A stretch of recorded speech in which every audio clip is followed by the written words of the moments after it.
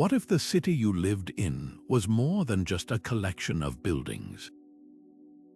What if every street, every temple, every public square was deliberately placed to tell a story? Picture yourself walking through an ancient metropolis where the layout itself whispers secrets of creation myths, where the alignment of avenues mirrors celestial patterns, and where grand monuments serve as permanent reminders of legendary heroes and divine encounters. This isn't just urban planning, it's storytelling in stone, narrative through navigation, and mythology made manifest in mortar and marble. These were places designed not merely to house people, but to inspire them, to educate them, to connect them to something greater than themselves. Across continents and civilizations, our ancestors demonstrated a remarkable impulse to encode their deepest beliefs and most cherished stories into their built environments. They created cities that functioned as three-dimensional textbooks, architectural epics that could be read by anyone who knew how to interpret the signs. From the sun-drenched plazas of Mesoamerica to the sacred precincts of the Mediterranean, these urban centers became living libraries of cultural memory, preserving knowledge across generations through the silent language of design. They transformed stone and space into mediums of communication, ensuring that their values, their cosmology, and their identity would endure long after spoken words might fade. Today, we embark on an extraordinary journey to explore 24 of these remarkable ancient cities, each one a masterpiece of narrative architecture. We'll discover how the Egyptians oriented their sacred cities to reflect their understanding of the afterlife, how the Maya built urban centers that tracked cosmic cycles, and how the Romans designed their forums to celebrate both imperial power and civic virtue. This exploration will reveal how urban design became one of humanity's most powerful tools for preserving memory, transmitting culture, and creating meaning. By understanding these story-filled cities, we don't just learn about the past, we gain new lenses through which to see our own urban environments, recognizing that the places we inhabit continue to shape our stories in ways both obvious and subtle. The journey begins now as we step into these ancient narrative landscapes and discover what made them truly extraordinary vehicles for the human experience. So what exactly separates a mere collection of buildings from a city that tells a story? The distinction lies in a principle we might call narrative urbanism, the deliberate encoding of a culture's deepest beliefs into the very fabric of its urban design. Think of it this way: while every city provides shelter and facilitates commerce, a narrative city does something far more profound. It serves as a physical manifestation of a people's identity, their understanding of the cosmos, and their most treasured myths. Its planners and architects were not just engineers, they were storytellers, philosophers, and priests, working in stone and space instead of ink and parchment. These cities functioned as immense open-air libraries. A main avenue wasn't just a path for processions, it might trace the path of a sun god across the sky. A central temple wasn't merely a place of worship, its height and position could represent a sacred mountain at the center of the universe. Even the residential districts might be arranged to symbolize different social orders or celestial realms. Every choice, from the grandest pyramid to the smallest alleyway, was intentional and symbolic.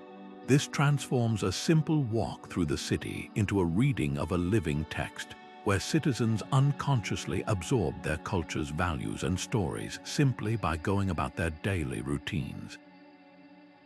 This stands in stark contrast to cities built primarily for pragmatic concerns like defense, efficient trade, or housing a growing population. While those practical needs were certainly met within narrative cities, they were secondary to a higher purpose, cultural immortality. By etching their stories into the landscape, these civilizations created a permanent record immune to the decay of paper or the fallibility of human memory. The city itself became the ultimate safeguard for their legacy, a durable medium designed to teach generations far into the future. It was a way of ensuring that even if their language was forgotten or their libraries burned, the core of their belief system would endure, waiting in stone to be rediscovered and understood. This profound understanding that our surroundings shape our thoughts, our beliefs, and our very sense of place in the universe is what elevates these ancient metropolises from impressive ruins to timeless conversations between the past and the present. Our exploration of narrative urbanism finds perhaps its most perfect expression not in dusty scrolls or forgotten texts, but in the silent, sun-baked majesty of the Mexican highlands. Here, just northeast of modern-day Mexico City, lies Teotihuacan, a metropolis so profound its very name, given centuries later by the Aztecs, means the place where men become gods. To walk its grand avenue of the dead is to step directly into the pages of a Mesoamerican creation epic, written not in words but in stone, shadow, and celestial alignment. This was far more than a city. It was a physical model of the universe itself, a sacred machine designed to facilitate the transformation of the human into the divine. The entire urban experience was choreographed around this central axis, the Avenue of the Dead, which runs for over 2 miles through the heart of the city. This was not merely a thoroughfare for processions, it was a terrestrial echo of the Milky Way, a sacred pathway connecting the realm of the living to the world of the gods and the departed. Flanking this celestial river are the immense, precisely oriented platforms that once held temples and elite residences, often misinterpreted by later cultures as tombs, hence the avenue's evocative name. Every step along this road was a symbolic journey through the cosmos, reinforcing a citizen's understanding of their place within a vast, ordered existence. Dominating this sacred landscape are the 2 great pyramids, monuments that translate myth into breathtaking geometry. The Pyramid of the Sun, one of the largest structures of its kind in the Americas, is not aligned to true north, but is instead oriented to mark key astronomical events, most notably the sun's passage directly overhead on certain days. Its massive volume is believed to represent Tenatia, the sun god, or perhaps the sacred mountain of sustenance from which all life emerged.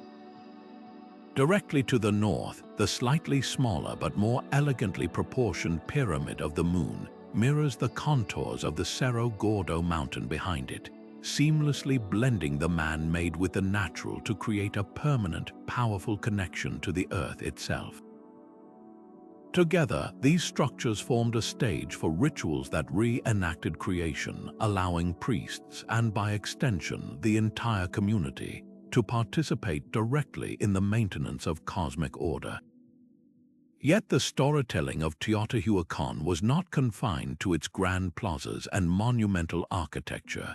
It permeated every level of society, right down to the walls of its residential compounds. These multi-family apartments were adorned with vibrant, intricate murals depicting a rich pantheon of deities, from the great feathered serpent Quetzalcoatl to the goggle-eyed storm god Tlaloc, alongside scenes of ritual processions, agricultural cycles, and mythological narratives. For the ordinary citizen, daily life was a constant immersion in these visual stories. A child growing up in Teotihuacan wouldn't need a book to learn their culture's values.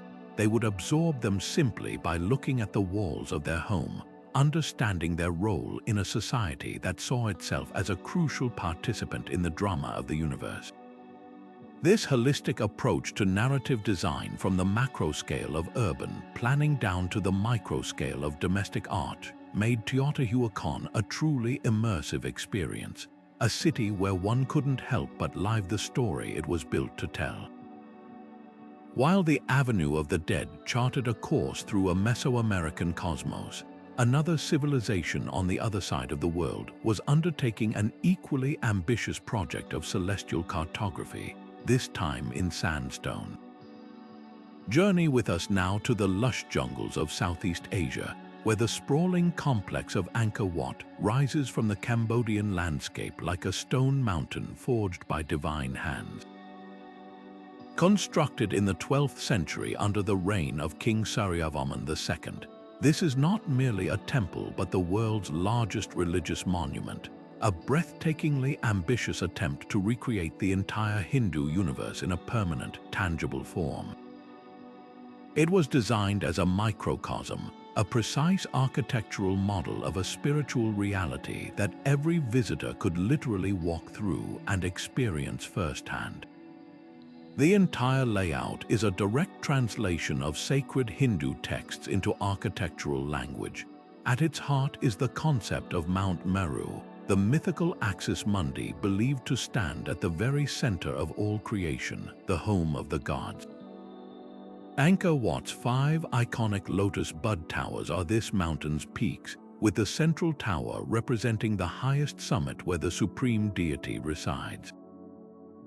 Encircling this sacred center are a series of concentric galleries and courtyards, which symbolize the mountain ranges that ring Mount Meru according to ancient cosmology. And surrounding it all is a vast, wide moat, a massive body of water that is not a defensive feature but a representation of the primordial cosmic ocean from which all life initially emerged. From the moment a pilgrim approached the complex, crossing the causeway over this symbolic ocean, they were embarking on a journey from the outer realms of existence toward the spiritual center of all things. This journey was guided by an unparalleled gallery of stone narratives. The walls of the temple are a vast library carved in bas-relief, with thousands of square feet of intricate panels depicting scenes from the great Hindu epics, the Ramayana and the Mahabharata. Here, visitors could witness the cosmic battle between gods and demons, the heroic deeds of kings and avatars, and the intricate dance of celestial beings known as apsaras. These weren't mere decorations, they were a visual catechism, a way of teaching complex theological concepts, moral lessons, and historical legitimacy for the king's rule to a largely non-literate population. To walk these galleries was to receive an education in the entire cosmic order, from the struggles of earthly heroes to the divine laws that govern the universe. The architects of Angkor Wat further enhanced this spiritual narrative with a profound understanding of astronomy and light. The entire temple is precisely aligned to the west, a direction typically associated with Vishnu, to whom the complex was dedicated. This alignment was calculated to create spectacular effects during the equinoxes, when the sun rises directly over the central tower, appearing to crown the holy mountain in a halo of light, a dramatic annual reaffirmation of the temple's connection to the cosmos. This meticulous orchestration of space, story, and celestial event transformed a visit from a simple act of worship into a profound participatory experience. A pilgrim didn't just learn about the Hindu universe. By traversing its symbolic geography and witnessing its divine alignments, they felt themselves to be a part of it, moving through a carefully constructed reality that blurred the line between the earthly and the eternal. From the cosmic oceans of Angkor Wat, we travel now to the heart of Imperial China, where urban design was harnessed to project not just spiritual truth, but absolute political power. The Forbidden City in Beijing stands as one of history's most profound examples of architecture as ideological statement.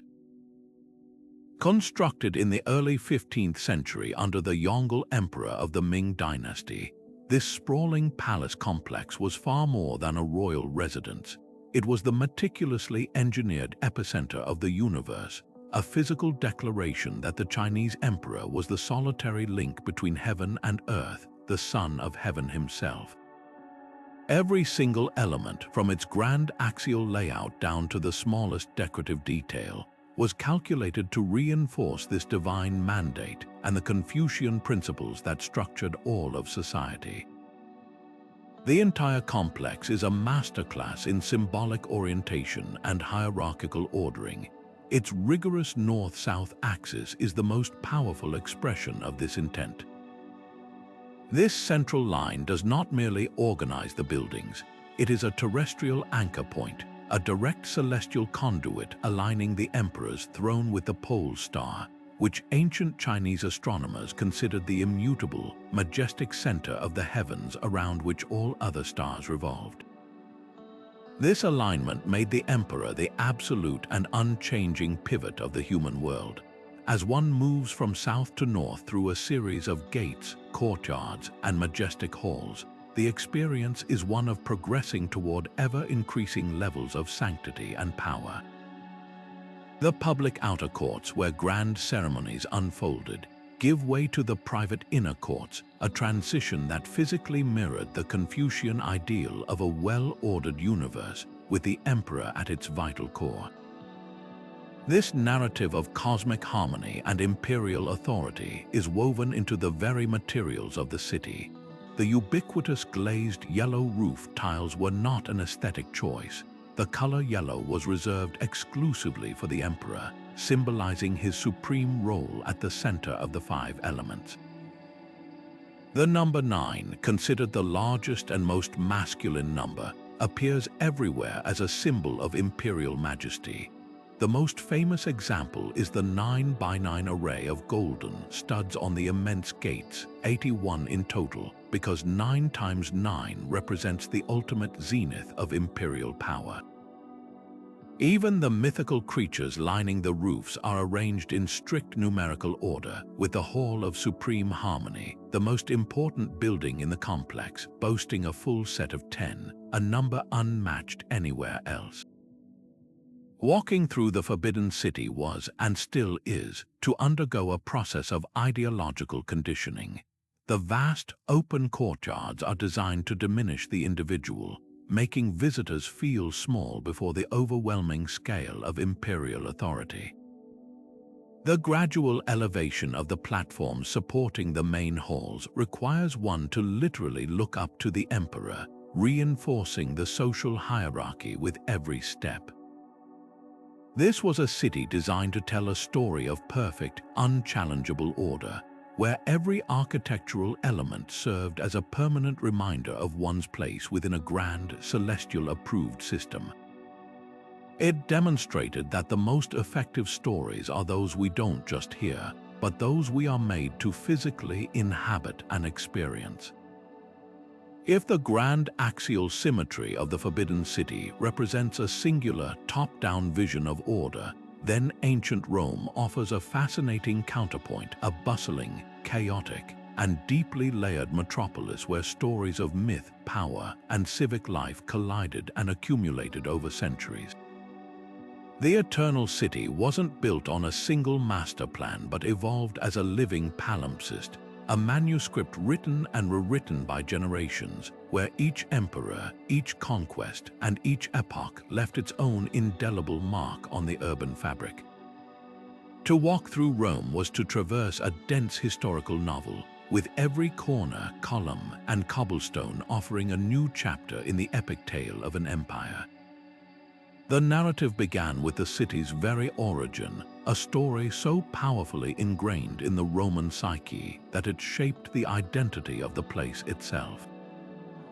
The myth of Romulus and Remus, nursed by a she-wolf and destined for greatness, was not just a folk tale, it was a foundational epic that justified Rome's divine right to rule. This legend was physically memorialized across the city. The Lupercal, the sacred cave where the twins were said to have been found, became a place of pilgrimage. The Palatine Hill, where Romulus supposedly established his first settlement, was later chosen by emperors like Augustus for their palaces, directly linking their reign to the primordial authority of the city's founder. This wasn't casual history. It was a deliberate architectural claim to a legacy of destiny and divine favor. The beating heart of this narrative was the Forum Romanum, This was not a neat, orderly plaza, but a dynamic, crowded stage where the drama of Roman life unfolded. Here, the stories were written in marble and bronze. Temples like that of Vesta, housing the eternal flame, spoke of the sacred duty to protect the state's spiritual core. The rostra, the great speaker's platform, was adorned with the prows of captured enemy ships, a permanent, visceral reminder of naval victories and the spoils of war. Grand basilicas, which housed law courts and business, framed the space, asserting that commerce and justice were the pillars of civilized society.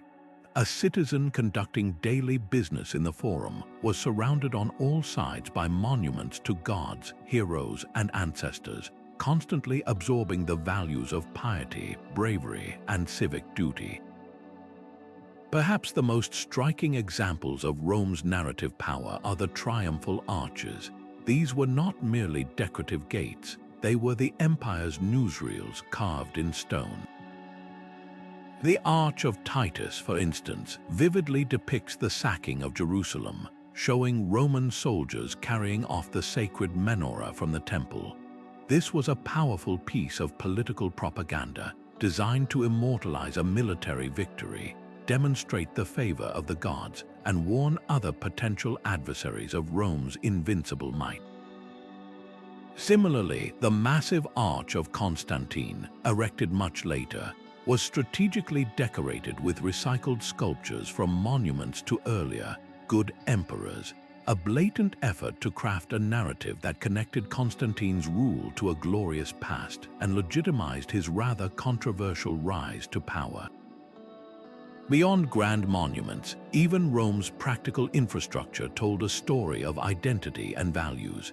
The vast network of aqueducts was a triumphant narrative of technological mastery over nature, bringing fresh water to public baths, fountains, and private homes. These baths themselves, like the immense baths of Caracalla, were not just for cleaning, they were social hubs that reflected the Roman ideals of public health, community, and accessible luxury for its citizens. The famous roads radiating out from the golden milestone in the Forum literally spelled out connectivity, telling a story of an empire so vast and well organized that all paths indeed led to Rome. This constant layering, the new narrative built upon the old, reached a breathtaking synthesis in structures like the Pantheon. Originally a temple to all gods, its revolutionary design with the vast, unsupported dome and oculus open to the heavens was a profound architectural statement. It physically embodied the vast, all-encompassing nature of Roman power, a space that could quite literally contain the heavens and honor any deity, effectively narrating the story of an empire that absorbed and unified diverse cultures under its own supreme authority. High in the cloud-shrouded peaks of the Andes, the story takes a breathtaking turn from the ordered plazas of Rome to a place where architecture and earth become one.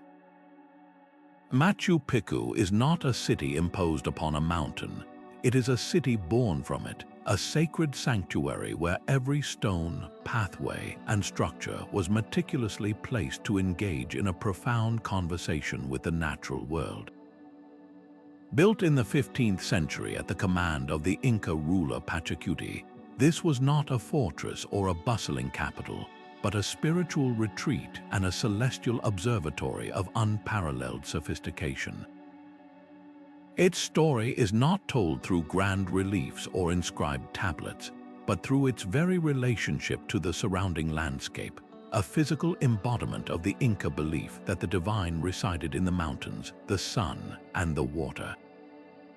The Inca worldview was fundamentally tripartite, divided into three sacred realms, and the layout of Machu Picchu is a direct map of this cosmology. The entire city is organized to reflect the division between Hon and Pacha, the upper world of the sun, stars, and deities, K Pacha, the inner world of humans, animals, and the present, and Uku Pacha, the subterranean world of ancestors and origins. The agricultural terraces, which cling to the mountainside like stairways for giants, represent Petra, the domain of human toil and sustenance. The main ceremonial plaza and temples belong to Petra, the realm of celestial connection. And the natural caves and meticulously crafted foundations that merge with the living rock beneath the buildings signify Petra. A citizen moving through the city was thus constantly navigating these spiritual layers, their physical journey mirroring a metaphysical one, understanding their place within a universe that was vertically, not just horizontally, organized. At the heart of this celestial dialogue stands the Intihuatana stone, one of the most sophisticated and enigmatic artifacts of the ancient world. Its name, often translated as hitching post of the sun, only hints at its function. This exquisitely carved granite pillar was a precision astronomical instrument. Its 4 angles are perfectly aligned with the 4 cardinal directions, and its precise facets and planes were designed to track the sun's progression throughout the year. During the solstices, the play of light and shadow across its surface would mark the sun's extreme turning points with dramatic clarity. For the Inca, this was far more than a calendar, it was a spiritual anchor. They believed the stone literally held the sun in place at these critical junctures, preventing it from disappearing entirely and ensuring the cycle of seasons and life would continue. It was the pivotal point where human ritual intersected with cosmic order. This deep astronomical knowledge is further illustrated by the Temple of the Sun, a masterwork of masonry and celestial alignment. Its semicircular tower and elegantly curved wall contain a window perfectly positioned so that the sun's rays, during the June-winter solstice, shine directly through to illuminate a ceremonial stone at its center. In another chamber, a window frames the rising of the Pleiades star cluster, an event of immense agricultural and ceremonial importance. These were not passive observations but active participations in the cycles of the universe. The architecture itself became a mechanism for capturing these divine moments, transforming sunlight and starlight into tangible affirmations of Inca beliefs and their sophisticated understanding of the heavens. Yet the story of Machu Picchu extends beyond the celestial to celebrate a harmonious relationship with the earthly realm. The breathtaking terracing system is a narrative of cooperation, not conquest. These were not just flat spaces for growing crops, they were feats of engineering that prevented erosion, managed microclimates, and demonstrated a profound respect for the mountain's form. Similarly, the network of stone channels that brought fresh water from mountain springs to fountains throughout the city shows a mastery of hydraulics that worked in concert with the landscape's natural gradients. Every element of the city's design, from the way the buildings follow the mountain's contours to the fact that many structures are built around existing rock outcrops, speaks of a philosophy that sought to enhance and honor nature, never to dominate it. The surrounding peaks, or apus, were considered powerful mountain deities, and the city's placement was a form of reverence, a way of living in the direct presence of the divine. In the end, Machu Picchu tells a story of a civilization that saw no separation between the spiritual and the scientific, the built environment and the natural one, creating a legacy in stone that remains one of humanity's most eloquent dialogues with the planet. From the breathtaking Andean heights of Machu Picchu, we now descend into the arid, sun-scorched canyons of southern Jordan, where an entirely different kind of narrative emerges from the living rock itself. Here, hidden away in a remote desert basin, lies Petra, a city that seems less built and more sculpted, its magnificent structures hewn directly from the cliffs of rose-red sandstone. This was the magnificent capital of the Nabateans, a nomadic Arab people who, between the 4th century B.C.E. and the 1st century C.E., transformed themselves into masters of commerce and engineering. Petra's story is not one of cosmic alignment or imperial decree. but a powerful testament to human ingenuity, a dramatic saga of how a culture can not only survive but flourish in the most unforgiving of environments by harnessing the elements and becoming a crucial nexus for the exchange of goods, ideas, and artistic traditions. The journey into Petra is itself a masterful piece of narrative staging, designed to inspire awe and underscore the city's impenetrable security. Visitors and ancient traders alike would have to navigate the Civic, a narrow, winding geological fissure that stretches for over a mile, with towering cliff walls that soar hundreds of feet high on either side. This was far more than a simple pathway. It was a processional route, a natural cathedral nave that built anticipation with every step. The Nabateans enhanced this natural corridor with sophisticated water management, carving channels into the cliff sides to divert flash floods and provide drinking water, a subtle preview of the hydrological genius that defined their civilization. The play of light and shadow through the canyon creates a constantly shifting spectacle, until finally, the path curves and offers a breathtaking, framed view of the city's most iconic monument, the elaborate facade of the treasury, or Al-Kosne, partially illuminated in the desert sun. This dramatic reveal was a calculated statement, a way of immediately communicating to all arrivals that they were entering a place of immense wealth, power, and sophistication. The treasury's facade is a stone manifesto of Petra's cosmopolitan heart. Its elaborate decoration is a stunning fusion of artistic influences borrowed from the many cultures the Nabateans engaged with through trade. One can clearly see the grand, pedimented style of Hellenistic Greece, the majestic eagles symbolizing Roman power, the mythological figures like the twins Castor and Pollux, and the distinctive Egyptian-style urn that crowns the top of the structure. This was not random cultural appropriation. It was a deliberate architectural language. For a trader arriving from Alexandria, the Greek elements felt familiar. For a merchant from Egypt, the motifs were recognizable.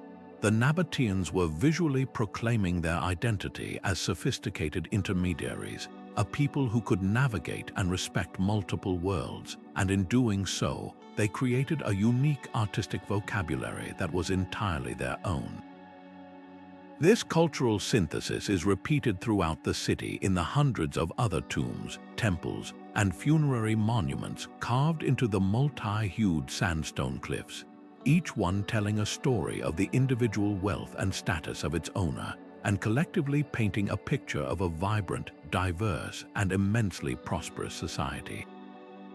Yet the true story of Petra, the one that made all this grandeur possible, is told not in its ornate facades but in its hidden, life-sustaining infrastructure. The Nabateans were nothing short of hydrological geniuses. In a region that receives only about 6 inches of rain per year, they engineered a complex network to capture, channel, and store every precious drop. They carved extensive terracotta pipelines into the cliffs, constructed massive dams to control devastating winter flash floods, and built vast underground cisterns that could hold millions of gallons of water. This system supported a population of perhaps 30,000 people, plus countless camels and travelers, and even allowed for the cultivation of gardens. This mastery over water transformed a deathly arid landscape into a lush, habitable oasis, a powerful narrative of civilization, triumphing over nature through intelligence and adaptation. The water channels are the unseen text of Petra's story, a testament to the fact that the city's real wealth was not just in the spices and silks that passed through its markets, but in its unparalleled ability to create life in the desert. This expertise made Petra the undisputed capital of the incense trade, a crucial hub linking the great empires of the Mediterranean with the exotic sources of Arabia, India, and beyond. Caravans laden with frankincense, myrrh, spices, and silks would converge here, and the city grew wealthy by controlling and taxing this flow of goods. But it wasn't just commodities that were exchanged. It was stories, religious ideas, artistic styles, and technologies. Petra became a melting pot, a place where cultural narratives from across the ancient world intermingled and were reinterpreted through a distinctively Nabatean lens. The city's very layout, with its grand colonnaded street, its temples to Nabatean gods like Dashara and Al-Azhar, and its rock-cut theater capable of seating thousands, speaks of a society that had absorbed the urban models of its neighbors but had adapted them to its own unique desert setting and cultural identity. Petra's ultimate story is one of brilliant adaptation and fluid cultural dialogue, a narrative carved in stone that proclaims how connection and exchange, rather than isolation, are the true wellsprings of innovation and enduring legacy. While the narrative of Athens was one of civic participation and collective human achievement, an entirely different story was being told in the deserts of Egypt, where urban design served not the living community but the eternal journey of the divine king. If Athens celebrated the agora, Egypt perfected the necropolis, and no city embodies this focus on the afterlife more profoundly than Thebes, known to its ancient builders as Waset, the capital of Egypt during its most opulent period. This was not a city for the people in any democratic sense. It was a vast, sprawling stage for the performance of pharaonic power and a machine for ensuring the ruler's safe passage into eternity. The entire metropolis was divided into two distinct halves, each with a specific narrative purpose. On the east bank of the Nile lay the city of the living, bustling with palaces and residential quarters, while on the west bank, the city of the dead housed the monumental tombs and mortuary temples that told the story of a god-king's immortality. The east bank, bathed in the rising sun, was dedicated to the vibrancy of earthly life and rulership. Here stood the immense temple of Karnak, a project that grew over 2,000 years into the largest religious complex ever constructed. Karnak was not a single static monument but a living, evolving narrative in stone. Each pharaoh added his own pylon, court, or obelisk, inscribing his deeds and devotion to the god Amun-Ra into the very fabric of the place. The result is a sprawling, awe-inspiring labyrinth of columns, statues, and sacred lakes. Walking through its hypostyle hall, with its forest of 134 massive columns carved to resemble papyrus and lotus plants, was to be utterly dwarfed, a physical experience designed to impress upon any visitor the unimaginable power of the pharaoh and the gods he served. It was the ultimate architectural expression of divine kingship on earth, but the true heart of Thebes' story lay on the west bank, the domain of the setting sun and the afterlife. This was the Valley of the Kings, a hidden, barren canyon where pharaohs like Tutankhamun and Ramesses the Great were buried in elaborately decorated tombs cut deep into the rock. The location itself was chosen for its secrecy and its symbolic association with the underworld. The tombs were not monuments to be visited by the public. They were secret, intricate guidebooks to the afterlife, their walls covered from floor to ceiling with vivid illustrations from texts like the Book of the Dead. These spells and maps were intended to guide the pharaoh's soul through the treacherous dangers of the Duat, the Egyptian underworld, helping him overcome demons and pass the final judgment of the gods to achieve eternal life. The entire tomb was a customized, sacred machine for resurrection. Guarding the approach to these royal tombs are the magnificent mortuary temples, built at the edge of the cultivation where the desert begins. The most spectacular of these is Hatshepsut's temple at Deir el-Bahri, a stunning multi-tiered structure of colonnaded ramps and courtyards that seems to grow directly from the limestone cliffs behind it. This temple was not her tomb but a place where the living could make offerings and perform rituals to sustain her spirit for eternity. Its reliefs tell a carefully crafted story of her divine birth and her successful expedition to the land of Punt, legitimizing her unprecedented rule as a female pharaoh. Similarly, the Ramesseum, the mortuary temple of Rameses II, with its toppled colossal statue, told a story of superhuman scale and military might, its walls recording his famous, if exaggerated, victory at the Battle of Kadesh. The narrative of Thebes was one of stark duality, the vibrant, sun-drenched city of the living on the east, and the silent, sacred city of the dead on the west, forever connected by the flow of the Nile. This geography was a constant, visible reminder of the Egyptian core belief in the cycle of life, death, and rebirth. Every citizen of Thebes understood their role in this story. Their labor and taxes supported the construction of these colossal projects, and in return, they participated in the great cosmic drama of ensuring the pharaoh's immortality, which in turn guaranteed the continued stability and fertility of the entire kingdom. Thebes was a city that looked not outward to the ideals of civic debate, but inward to the mysteries of the soul and onward to the horizon of eternity, its architecture serving as a permanent, stone-bound prayer for life beyond death. From the harmonious integration of Machu Picchu and the ingenious adaptation of Petra, we now turn to a city built not for living in, but for proclaiming the sheer majesty of ruling over the known world. High on a fortified terrace in the heart of modern-day Iran, the ruins of Persepolis still whisper an undeniable story of imperial power. This was the magnificent ceremonial capital of the Achaemenid Empire, a sprawling complex conceived by King Darius I around 518 CE as the ultimate stage for a very specific narrative. Unlike bustling metropolises teeming with daily life, Persepolis was designed primarily as a ritual center, a place where the empire's vast scale, incredible diversity, and divinely sanctioned order could be performed, celebrated, and permanently etched into stone for visiting dignitaries and subject peoples alike. The approach to the city itself was a carefully orchestrated lesson in hierarchy and awe. Visitors would first have to ascend the immense double-reversing stairway leading to the gateway of all nations, flanked by colossal human-headed bull sculptures known as lamashu.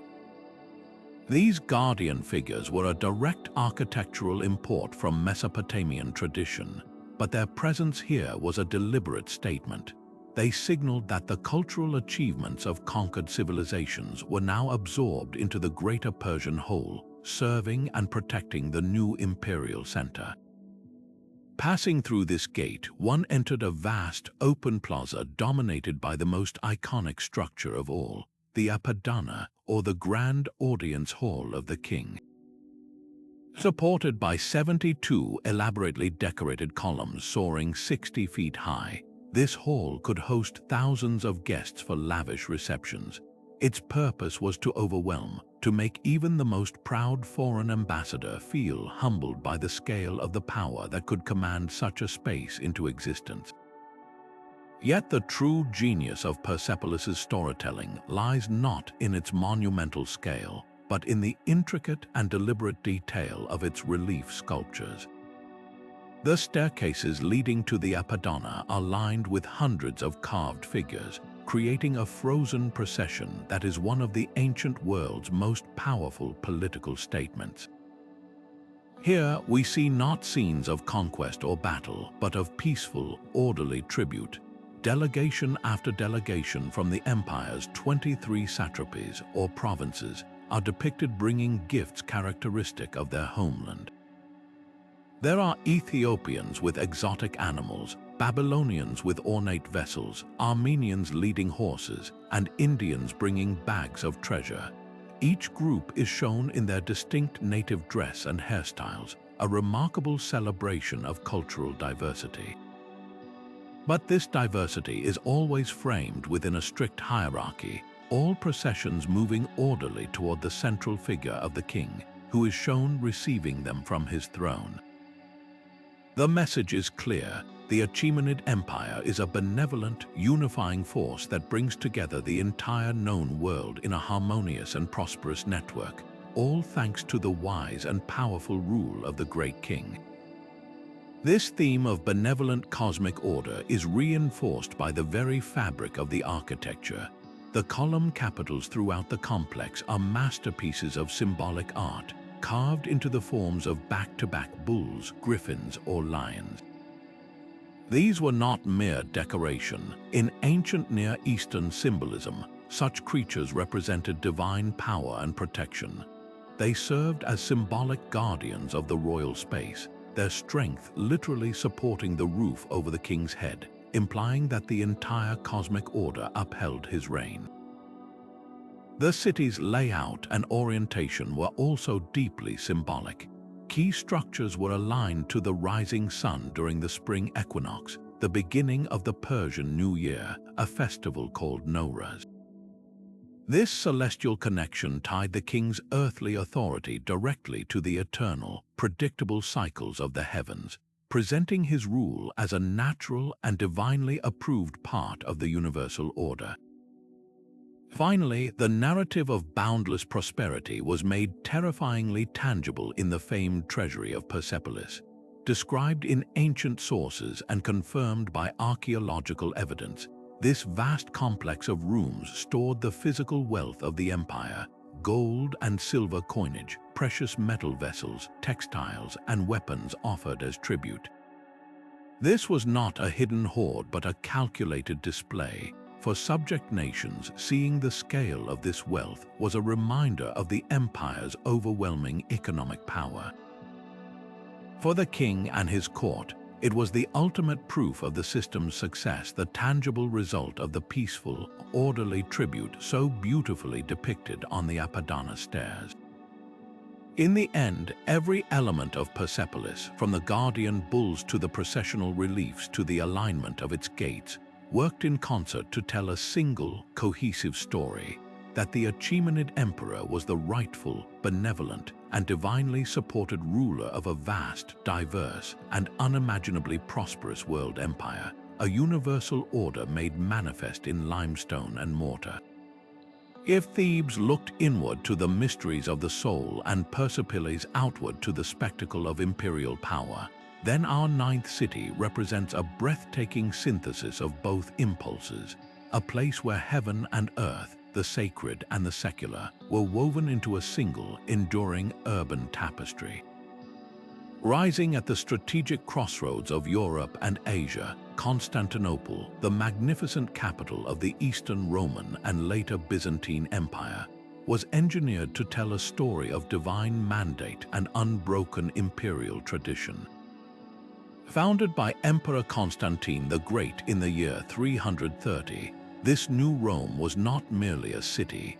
It was a grand ideological statement, a deliberate project to forge a new Christian identity while preserving the monumental legacy of classical antiquity, creating a powerful narrative of religious transformation and eternal power. This narrative ambition is captured perfectly in the city's very layout and defenses. Constantine and his successors did not abandon the Roman model, they sanctified it. The massive, triple-layered Theodosian walls were a marvel of military engineering, but they were also a potent symbol. They were not just stone and mortar, they were the literal and figurative bulwark of Christendom, protecting the God-guarded city from countless invasions for over 1,000 years. The mighty aqueduct of Valens, striding across the city's hills, did more than supply water. It was a triumphant declaration that the new Christian Rome possessed the same technical mastery and provided the same civic benefits as its pagan predecessor. Even the Hippodrome, the vast arena for chariot races, continued the Roman tradition of public spectacle, though its contests were now framed within a Christian cosmos, its factions and emperors seeking divine favor before the races began. The city's architecture constantly whispered that nothing of value had been lost in the transition from the old Rome to the new. Instead, everything had been elevated, baptized, and given a higher, holier purpose. At the very heart of this narrative stood the Hagia Sophia, the Church of Holy Wisdom, a building that remains one of the most audacious and influential structures ever conceived. Its revolutionary design was a theological argument in brick and mortar. The previous basilica had been burned down during riots, and Emperor Justinian seized the opportunity to build something that would stun the world and manifest God's glory on earth. The immense floating dome, supported by a revolutionary system of pendentives, seemed to defy the very laws of physics. It was not held aloft by thick walls, but appeared to be suspended from heaven by a golden chain, a physical representation of the heavenly firmament. Sunlight poured through its 40 windows, creating an ethereal glow that illuminated acres of golden mosaics, transforming the vast interior into a shimmering, otherworldly space. For a largely illiterate population, these mosaics and the intricate liturgical rituals performed below them were the primary texts. They depicted Christ Pantocrator, the All-Ruler, the Virgin Mary, and scenes from the Bible, creating an immersive visual catechism that taught theological truth simply through presence and awe. To step inside the Hagia Sophia was to understand one's place in a universe ordered and sustained by a Christian God, with the emperor acting as his chosen representative on earth. This connection between the divine and the imperial was choreographed along the Mise, the city's grand central avenue. This was not just a main street, it was the ceremonial spine of the empire, a processional route designed for storytelling. Lined with colonnades, shops, and public squares, it connected the physical and symbolic hubs of power: the imperial palace, the hippodrome, the Million, the golden milestone from which all distances in the empire were measured, and ultimately the Hagia Sophia. Along this route, the city's narrative was performed regularly. Triumphal processions would parade captured enemies and spoils of war, but these were now dedicated to Christian victory, with the emperor stopping to give thanks at churches. Religious festivals filled the street with icons and relics, blending civic celebration with profound devotion. Every public movement through the city reinforced the inseparable bond between the glory of God and the authority of the emperor, a symbiotic relationship where each legitimized and amplified the other. Constantinople's identity was further solidified through its status as a reliquary city, a vast repository of sacred power. The relics of saints and martyrs were not merely objects of veneration, they were considered the city's supernatural defenders. The supposed mantle of the Virgin Mary was housed in the Church of the Theotokos at Blasphemy, and it was paraded along the walls in times of siege, believed to have miraculously saved the city on multiple occasions. This accumulation of holy objects transformed the urban landscape into a sacred map, where every church and monastery was a node of spiritual energy, offering protection and affirming the belief that Constantinople was under the direct guardianship of God and his saints. This powerful story of divine favor and imperial destiny, told through its walls, its waterways, its processions, and its profound sacred spaces, allowed the city to endure as the capital of a Christian Roman Empire for over a millennium, a living narrative of resilience and faith carved into the meeting point of two continents. In the stark desert landscape where the narratives of Thebes and Persepolis spoke of singular imperial and spiritual visions, one city stands apart as a breathtaking convergence of multiple heavenly stories, each etched into the very same stones. Jerusalem is arguably the world's most powerful example of narrative urbanism, a place where the sacred histories of Judaism, Christianity, and Islam have been layered upon the same hills and valleys for millennia, creating a dense and often contested palimpsest of faith. Unlike cities built to tell one story, Jerusalem's urban fabric has been continuously rewritten to accommodate three profound and interconnected spiritual epics, transforming it into a living archive of divine encounter and human yearning. For the Jewish people, the story of Jerusalem is inextricably linked to the Temple Mount, known as Har HaBayit. This elevated plateau is not merely a historical site but the spiritual center of the world, the axis mundi where heaven and earth were believed to meet. It was here that the Bible recounts Abraham's willingness to sacrifice his son Isaac, demonstrating ultimate faith, and here that King Solomon constructed the first temple to house the Ark of the Covenant. The Western Wall, or Kotel, is the last remaining retaining wall of the Second Temple complex, and it has become the most poignant place of prayer and memory. It is not a wall of the temple itself, but its massive, weathered stones have absorbed centuries of petitions and lamentations, serving as a tangible connection to a lost center of worship and a permanent symbol of resilience and hope for return. The city's topography itself is part of this narrative, with the Kidron and Hinnom valleys framing the sacred center, their geography featuring prominently in prophecies and psalms. Just a short walk away, the story shifts to the foundational events of Christianity, centered on the Church of the Holy Sepulchre. This sprawling, ancient church is built over what tradition holds is Golgotha, the place of the skull where Jesus was crucified, and the tomb where he was buried and resurrected. The church's complex history, shared and divided among several Christian denominations, reflects the layers of its own story. To enter its dim, incense-filled halls is to walk through the climax of the Christian gospel. Pilgrims can touch the stone of unction, believed to be where Jesus' body was prepared for burial, and kneel in the small edicule that encloses the tomb itself. Winding through the crowded streets of the old city is the Via Dolorosa, the Way of Sorrow, a route that retraces the final footsteps of Jesus carrying the cross. Each of the 14 stations along this path marks an event from the Passion story, allowing believers to physically reenact the narrative of sacrifice and redemption, transforming the city into a vast outdoor sanctuary. Completing this triad of heavenly narratives is Islam's deep reverence for Jerusalem, or Al-Quds, the Holy. The focal point is the Haram al-Sharif, the noble sanctuary, which encompasses the same temple mount sacred to Judaism. At its heart shines the magnificent Dome of the Rock, its golden dome and brilliant blue tiles creating an iconic silhouette against the Jerusalem sky.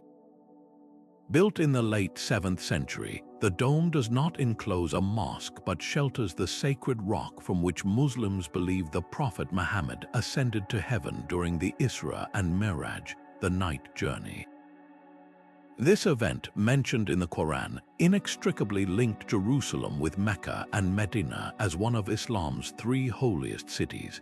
Adjacent to it stands the silver-domed Al-Aqsa Mosque, one of the oldest mosques in the world, its very name meaning the farthest mosque, referring to the destination of Muhammad's miraculous journey.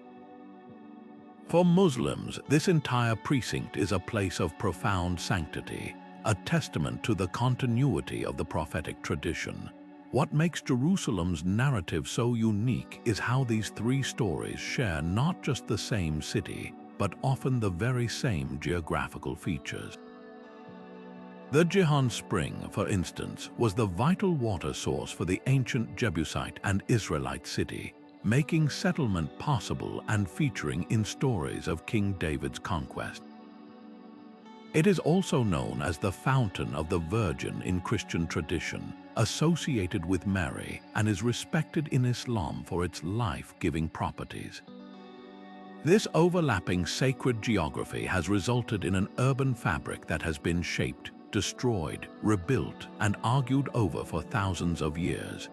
Each faith has built its monuments, its streets, and its neighborhoods to affirm its own story, resulting in a city where every corner holds layers of meaning, often invisible to the eye but deeply felt in the soul. Jerusalem demonstrates with unparalleled intensity how a city can become the ultimate physical vessel for humanity's search for the divine. a place where the longing for connection has been literally carved into the bedrock, creating a story of faith that is as complex and enduring as it is beautiful and contested. While the layered sacred histories of Jerusalem tell a story of three faiths, one city on the banks of the Ganges River tells a single, all-encompassing story with unparalleled intensity. Varanasi, also known as Benares or Kashi, is not merely an ancient city. It is a living, breathing instrument of Hindu spirituality, a metropolis designed over 3,000 years with one singular, profound purpose: to facilitate the liberation of the human soul from the endless cycle of rebirth. To even call it a city feels almost inadequate. It is more accurately a vast, open-air temple, a spiritual engine where every single element of the urban landscape, from its grand riverfront stairways to its winding, labyrinthine alleys, has been meticulously crafted to serve this ultimate narrative of moksha, or final release. The story of Varanasi is written along the Ganges on its iconic ghats. These are not mere steps leading down to a river. They are stages for the drama of human existence, each one serving a distinct chapter in the soul's journey. At dawn, thousands of pilgrims descend to perform ritual ablutions in the sacred waters, physically and symbolically washing away their sins in a daily reenactment of spiritual purification. As the sun sets, the Ganga Aarti ceremony at Dashashwamedh Ghat unfolds a breathtaking symphony of fire, bells, and chanting that venerates the river as a goddess. Priests move in perfect unison, lifting massive, flaming brass lamps in offering, their movements choreographed to tell an ancient story of creation, preservation, and dissolution. This daily performance is not a show for tourists but a vital, cosmic ritual, a way of aligning human activity with divine rhythm and acknowledging the sacredness of the entire universe. This sacred narrative extends deep into the city's very layout, which is believed to mirror a divine, cosmic pattern. The entire city is conceived as a giant yantra, a spiritual energy diagram, with temples positioned according to sacred geometry and precise astronomical alignments. At its spiritual core is the Kashi Vishwanath temple, dedicated to Shiva, the Lord of the universe and the city's divine protector. His presence sanctifies the entire area, making Varanasi his earthly abode. The city's urban plan is famously non-linear, a chaotic maze of narrow gullies that seem to defy modern logic. Yet this apparent chaos is deeply intentional. The winding paths are designed to disorient the visitor, to break down their ordinary sense of time and direction, forcing them to turn inward and become more present and aware, a physical manifestation of the spiritual journey itself. Perhaps the most powerful expression of Varanasi's narrative is the Panchakroshi Yatra, a 50-mile circular pilgrimage route that defines the city's sacred boundary. Undertaking this journey, which stops at 108 shrines, is to walk a path that symbolically traces the circumference of the universe. Within this consecrated circle, the rules of karma are believed to be fundamentally different. It is said that simply dying within this boundary can grant liberation from the cycle of samsara. This belief makes Varanasi unique among the world's cities. It is a place where the ultimate human story is not just told, but where it is designed to achieve its final, triumphant conclusion. The presence of cremation ghats like Manikarnika, where funeral pyres burn continuously, is not hidden away but integrated into the very heart of the city. The rising smoke serves as a constant, visceral reminder of life's impermanence and the soul's potential for release, making death not an end to be feared but a pivotal moment in a much larger spiritual narrative. In Varanasi, urban design is spirituality. A simple walk to the river becomes a pilgrimage. The act of getting lost in its alleys becomes a meditation. The sight of the eternal Ganges becomes a lesson in detachment. The city functions as a three-dimensional guidebook to enlightenment, where every sensory experience, the sound of temple bells, the sight of morning rituals, the scent of incense and sandalwood, is orchestrated to pull the resident and the pilgrim away from worldly attachment and toward a higher reality. It represents the most intense possible fusion of place and purpose, a city that exists not for commerce, defense, or politics, but solely as a sacred instrument for the soul's journey toward its ultimate freedom. And from the spiritual engine of Varanasi, we journey across the globe to another island city, one that rose from the center of a great lake to become the pulsing heart of an empire. Tenochtitlan, the magnificent Aztec capital, presents a stunningly different form of narrative urbanism, one where a powerful origin myth was translated directly into a grand urban plan, creating a city that functioned as a living cosmological diagram. Built on an island in Lake Texcoco, this metropolis was far more than a strategic stronghold. It was a physical declaration of divine favor, a testament to the Aztec belief that they were the people chosen by the gods to sustain the cosmos itself through ritual and sacrifice. Every canal, every temple, and every causeway told the story of their origins, their duties, and their understanding of the universe's delicate balance. The city's very existence was rooted in a powerful prophecy that dictated its entire design. According to legend, the nomadic Mexica people were instructed by their patron god, Huitzilopochtli, to wander until they witnessed a specific sign: an eagle perched atop a cactus, proudly devouring a snake. The discovery of this omen on a small, swampy island in the lake was not seen as a compromise but as the fulfillment of a divine mandate. This foundational story was immortalized at the city's core, with a sacred precinct built around the symbolic representation of that very cactus and eagle. This made the entire urban center a permanent monument to their destiny, a constant reminder to the Aztecs and to the many peoples they ruled that their authority was not merely political, but was ordained by the gods themselves. At the absolute center of this cosmic narrative stood the Templo Mayor, the Great Temple. This was not just a pyramid, it was Coatepec, the Serpent Mountain, the mythical birthplace of Huitzilopochtli. Its dual staircases led to two separate temples at the summit, a brilliant architectural representation of the two fundamental forces that sustained Aztec life and the cosmos. One shrine was dedicated to Huitzilopochtli, the god of war and the sun, who required constant nourishment through human sacrifice to continue his daily battle across the sky. The other was devoted to Tlaloc, the ancient god of rain and agriculture, who controlled the life-giving waters and the fertility of the land. This pairing embodied the essential dichotomy of their existence: war and agriculture, sun and rain, death and life.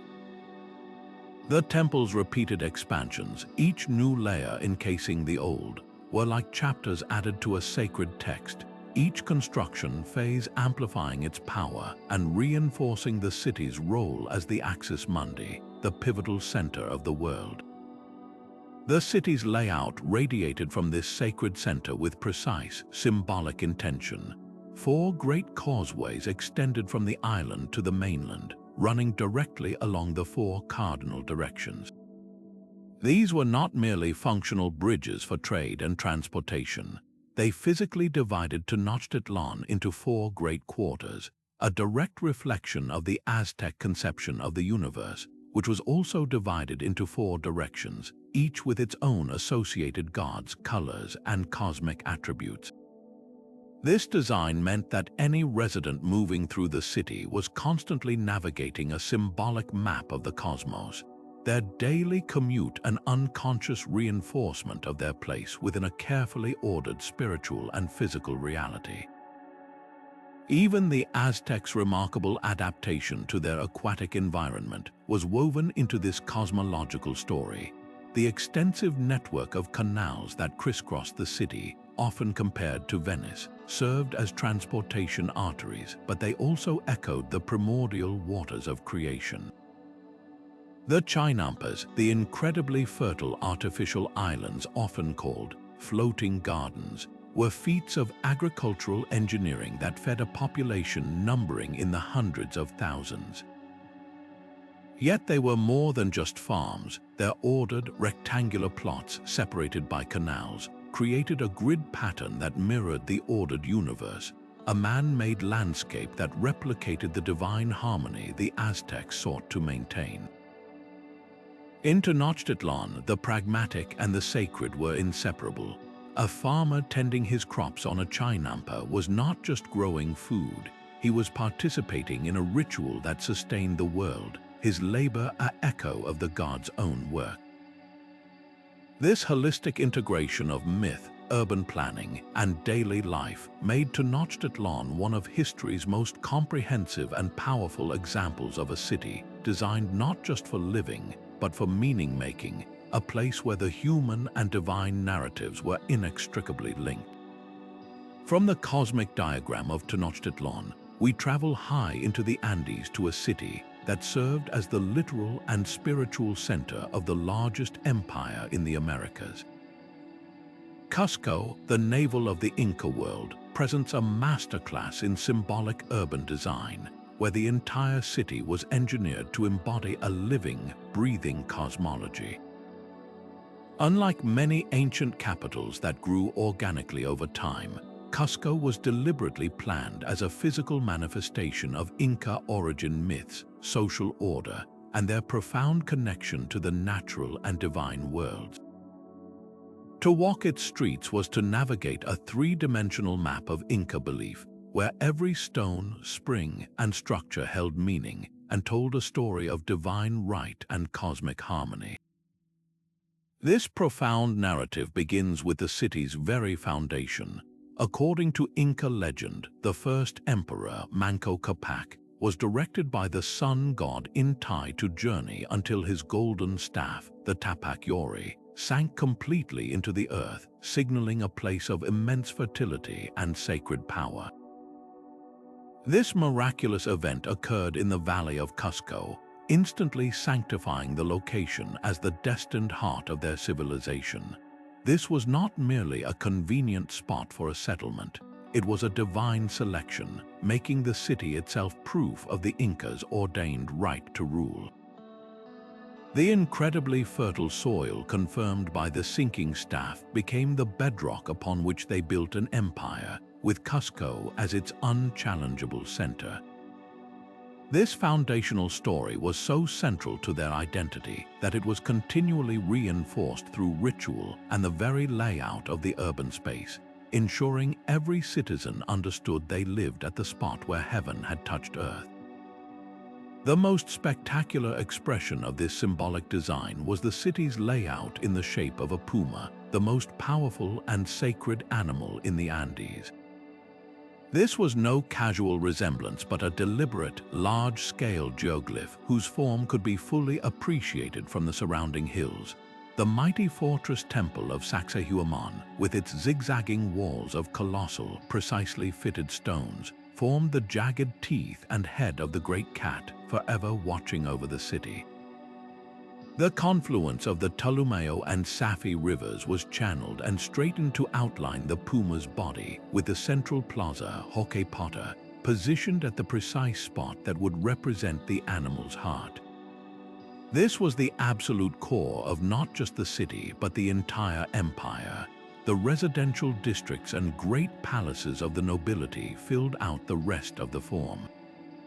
This design transformed Cusco from a simple collection of buildings into a living entity, a guardian spirit in stone and earth that protected its inhabitants and projected the strength and grace of the empire it represented.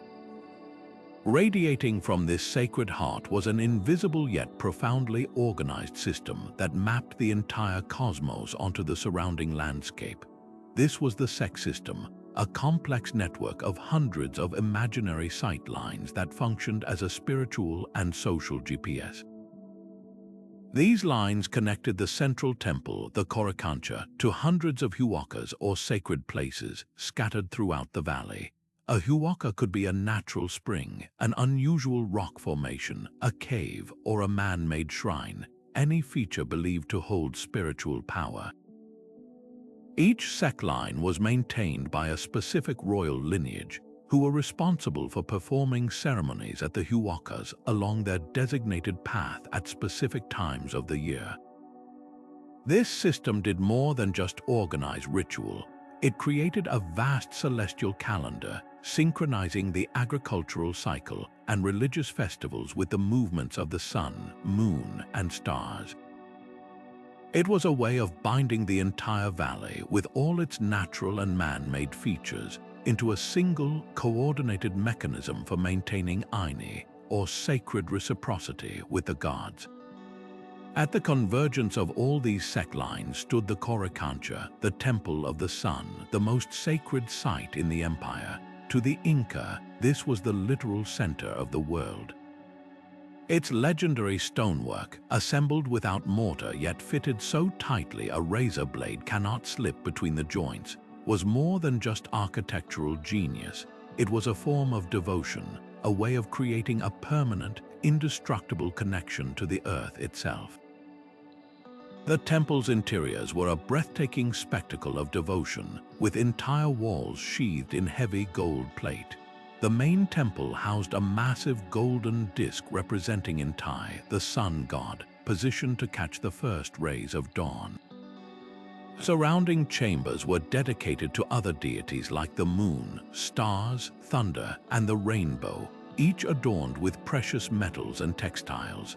The Coricancha was not just a place of worship but the ultimate expression of the Incas' wealth, power, and their role as intermediaries between the human and divine realms.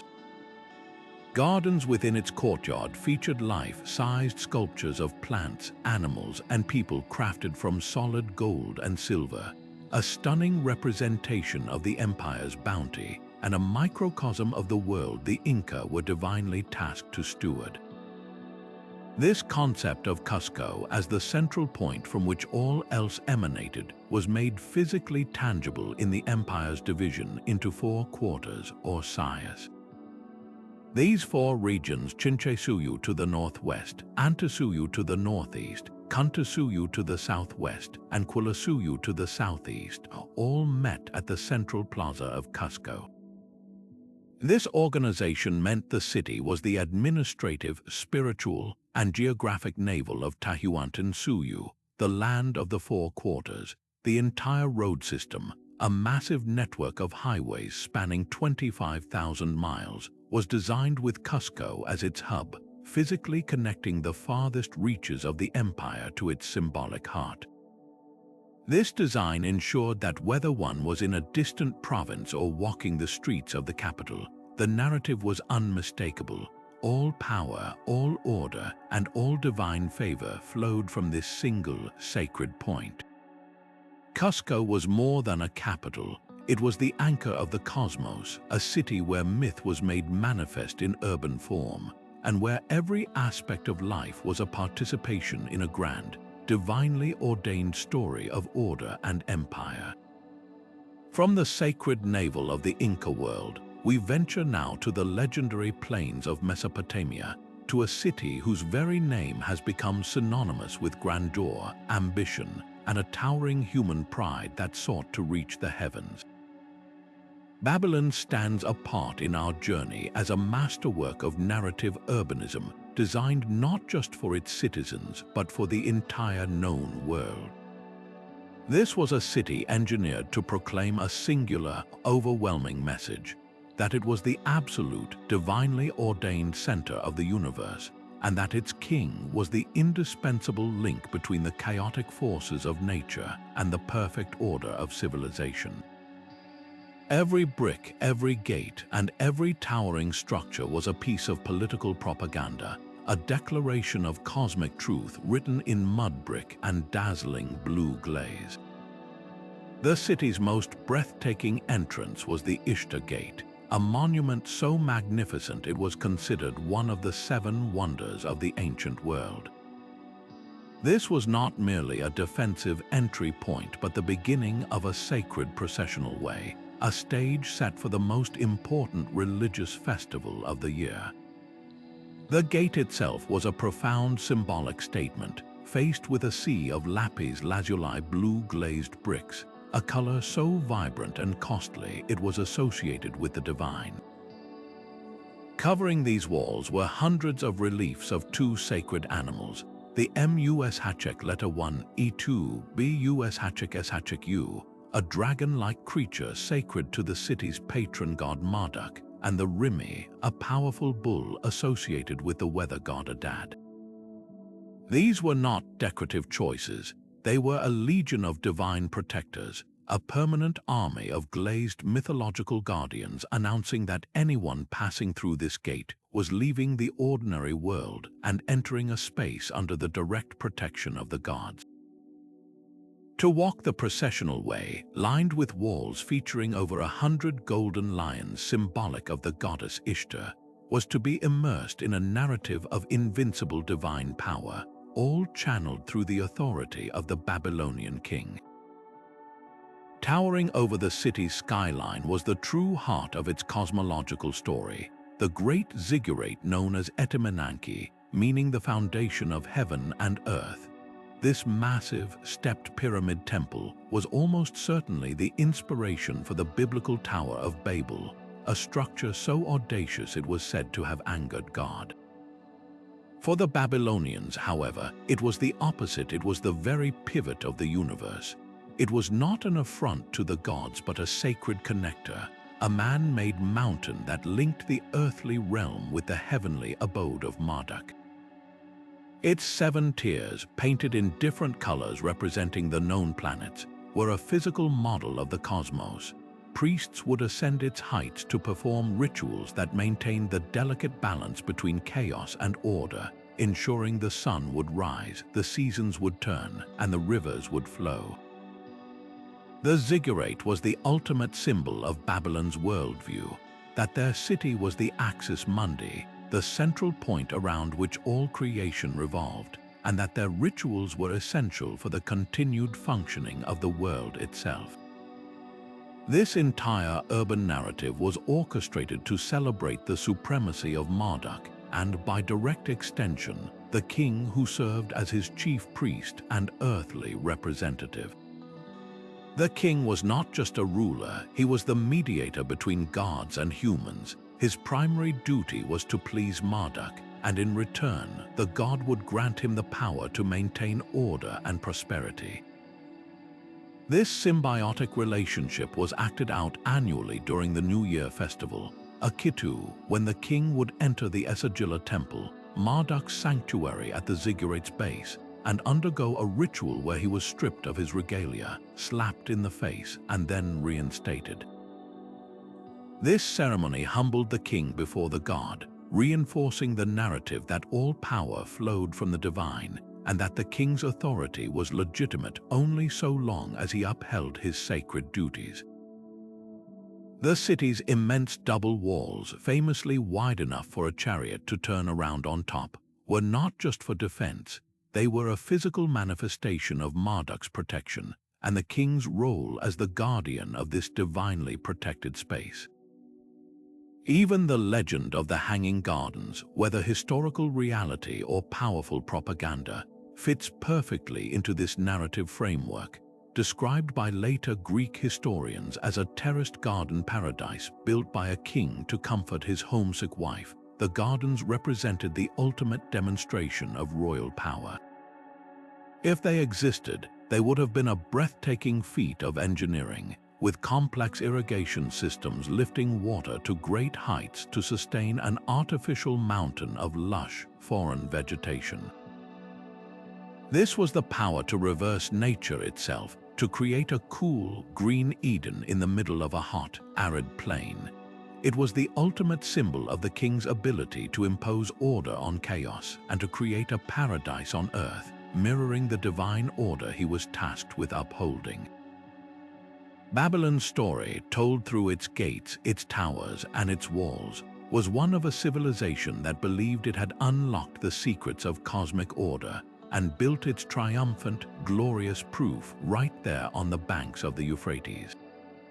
If Babylon's narrative was one of divine kingship and cosmic order proclaimed from a ziggurat, the story told by its successor on the world stage was one of human intellect and enlightened curiosity reaching for the heavens from a different kind of tower. Founded by Alexander the Great in 331 BCE, Alexandria was conceived not just as another conquest city, but as the ultimate embodiment of a bold new idea, that the entire world's knowledge could be gathered, organized, and advanced in a single, perfectly planned metropolis. This was narrative urbanism in the service of human potential, a city designed from the ground up to tell a story of rational order, boundless intellectual ambition, and the transformative power of cultural synthesis under Greek leadership. It was a living declaration that the future of civilization lay not in isolated traditions, but in their brilliant, friction-filled fusion. The city's physical layout was the opening chapter of this story. The architect Democritus of Rhodes imposed a rigorous Hippodamian grid plan upon the strip of land between the Mediterranean Sea and Lake Marotes, creating a rational, orderly street system that stood in stark contrast to the winding alleys of older cities like Athens or Jerusalem. This wasn't merely an efficient design for traffic and trade, it was a philosophical statement. The grid represented the triumph of human reason over the chaos of nature, a physical manifestation of the Greek belief in a cosmos governed by understandable laws. The two great 30-meter-wide avenues that crossed at the city's center, one running east-west and the other north-south, didn't just facilitate movement, they anchored the entire urban experiment in a framework of logical, predictable structure, telling every resident and visitor that here order and clarity reigned supreme. Dominating the harbor entrance and the city's skyline was the narrative's most spectacular symbol, the Lighthouse of Pharaohs, soaring to a height that may have exceeded 100 meters. As one of the 7 wonders of the ancient world, it was far more than a navigational aid. It was a breathtaking metaphor made manifest in stone. Its blazing fire, amplified by a massive polished bronze mirror, was a beacon of safety guiding ships from across the known world into the safety of the great harbor. But on a symbolic level, it represented something even greater, the guiding light of Greek reason and learning, shining out into what they perceived as the dark waters of ignorance. It was a triumphant declaration of technological prowess and a promise that Alexandria offered safe harbor not just to ships, but to ideas. This towering structure, arguably the ancient world's first skyscraper, told a story of a civilization confident enough to build towards the heavens not to challenge the gods, as in the myth of Babel, but to illuminate the path for human progress. At the very heart of Alexandria's narrative stood its true engine of storytelling, the Mausoleum or Temple of the Muses and its attached library. This was not merely a repository for scrolls, it was the world's first state-funded research institute, a university campus dedicated to the systematic acquisition and creation of knowledge.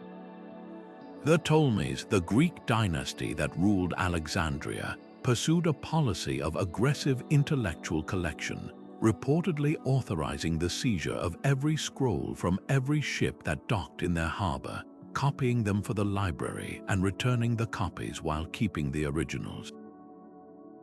Their legendary goal was to collect all the world's knowledge, every book from every nation, under one roof.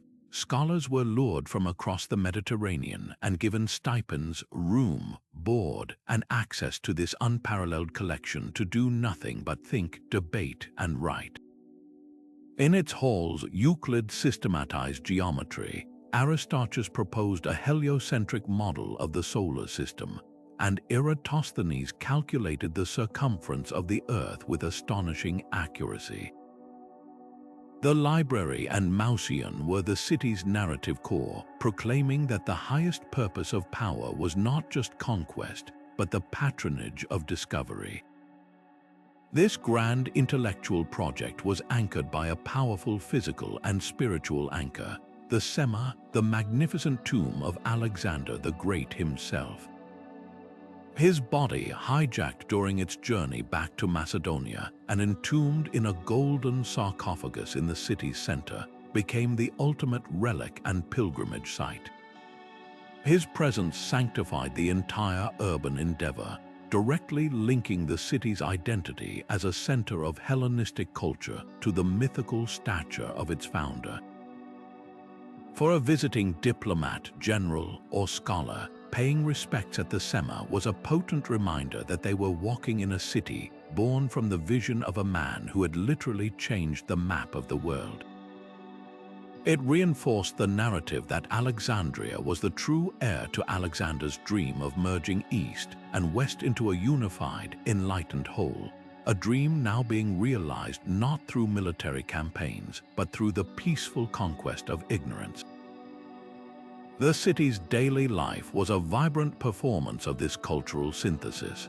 Unlike many ancient cities divided into ethnic enclaves out of tension, Alexandria's distinct districts, Greek, Egyptian, Jewish, were celebrated as facets of its cosmopolitan identity. This diversity fueled an incredible cross-pollination of ideas. In the realm of religion, this gave rise to syncretic deities like Serapis, a clever fusion of the Egyptian gods Osiris and Apis with the Greek gods Zeus and Hades, created by the first Ptolemy to provide a unifying figure of worship for all his subjects. The city's bustling harbors and markets were not just hubs of commerce for grain, papyrus, and luxury goods.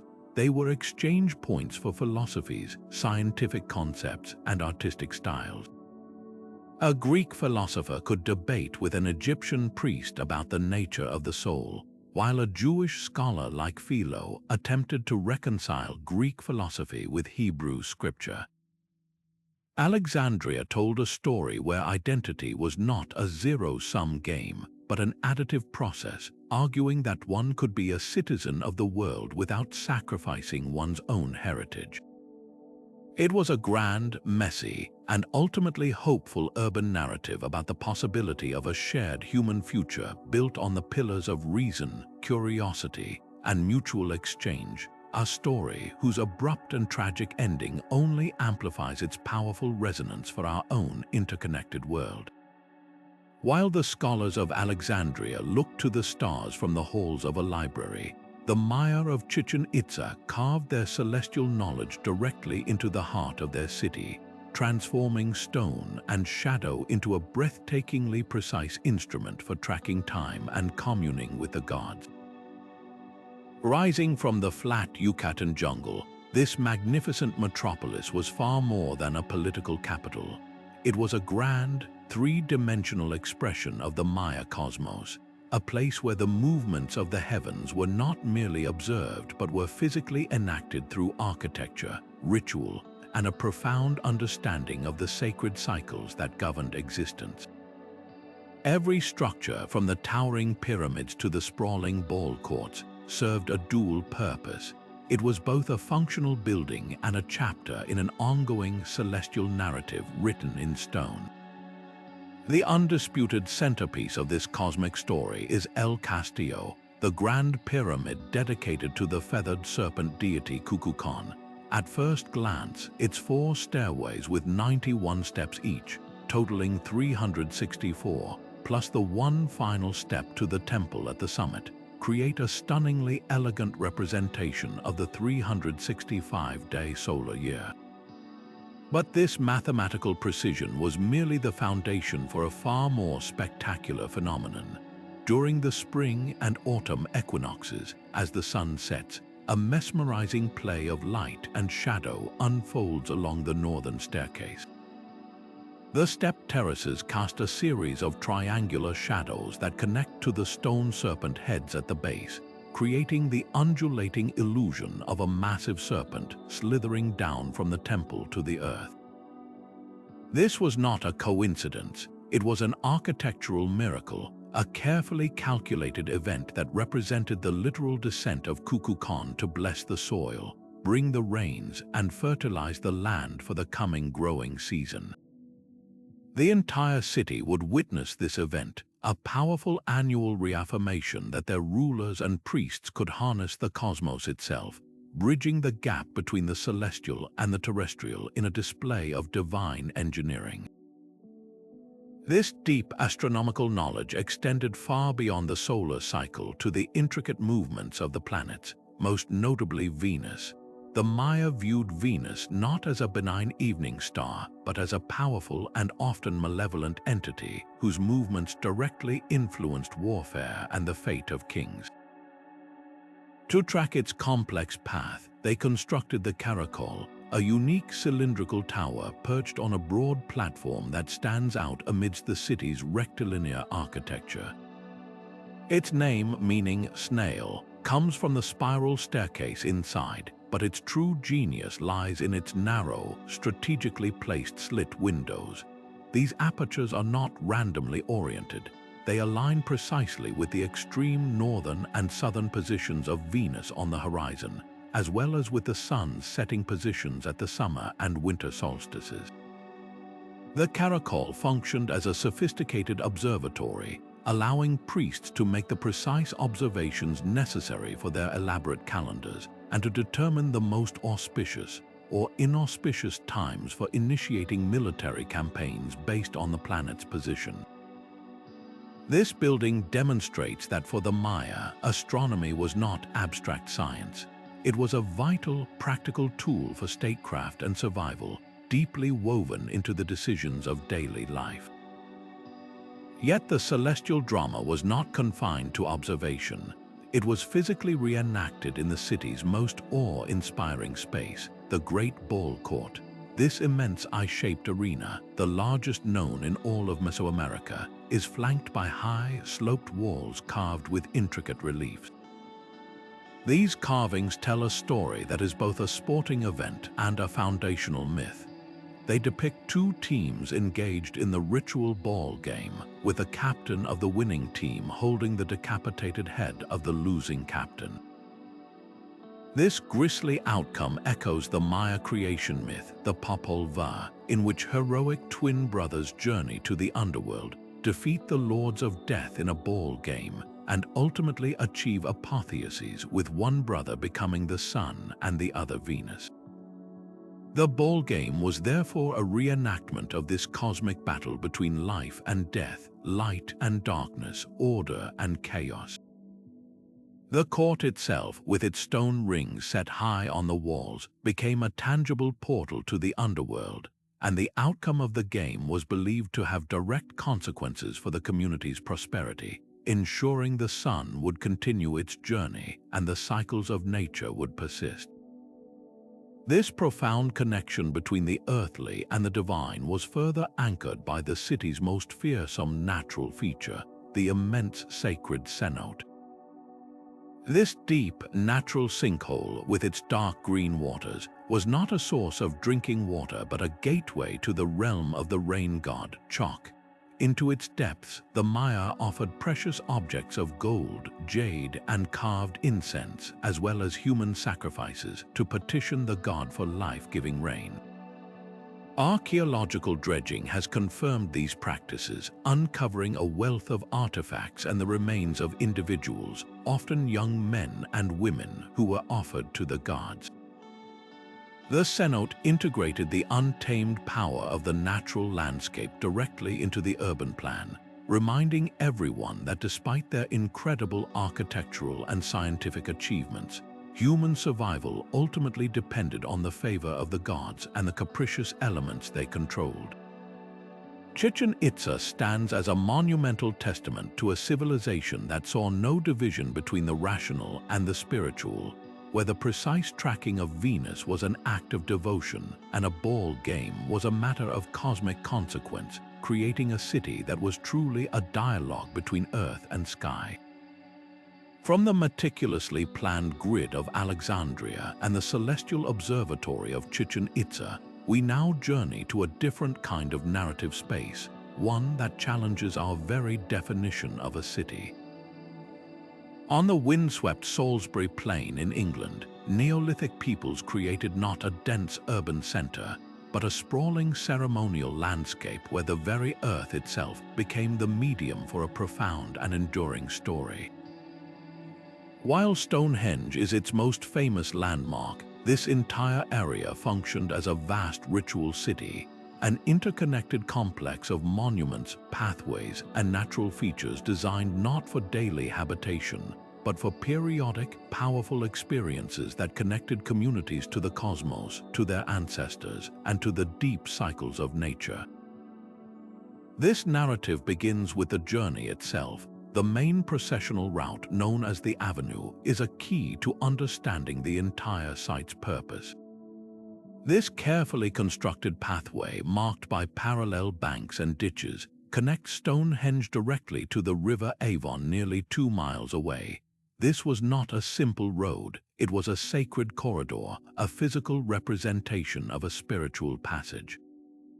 During major ceremonies, likely timed to the solstices, participants would have gathered by the river, a symbol of the spiritual underworld and the source of life, and then processed along the avenue toward the stone circle. This walk would have been a slow, deliberate transition from one realm to another, building anticipation and separating the sacred ritual time from everyday life.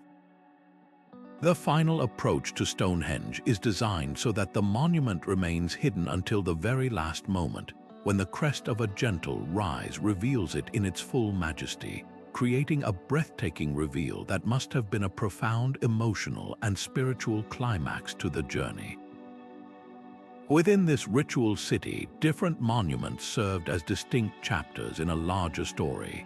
Stonehenge itself, with its iconic sarsen trilithons and inner horseshoe of smaller blue stones, was likely the culminating sanctuary, the stage for the most intense ceremonies.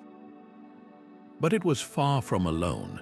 Just over 2 miles to the northeast lay Durrington Walls, the site of a massive seasonal settlement. Here, archaeologists have found the remains of numerous houses and, most tellingly, vast quantities of animal bones, evidence of enormous feasts that would have accompanied the gatherings. This was the city of the living, the bustling, temporary home for the thousands of participants who traveled from across Britain to take part in the rituals. Its own processional avenue leads down to the Avon, suggesting a mirroring journey, from Durrington Walls down to the river, and then up the avenue to Stonehenge, creating a grand, circular narrative of passage and transformation.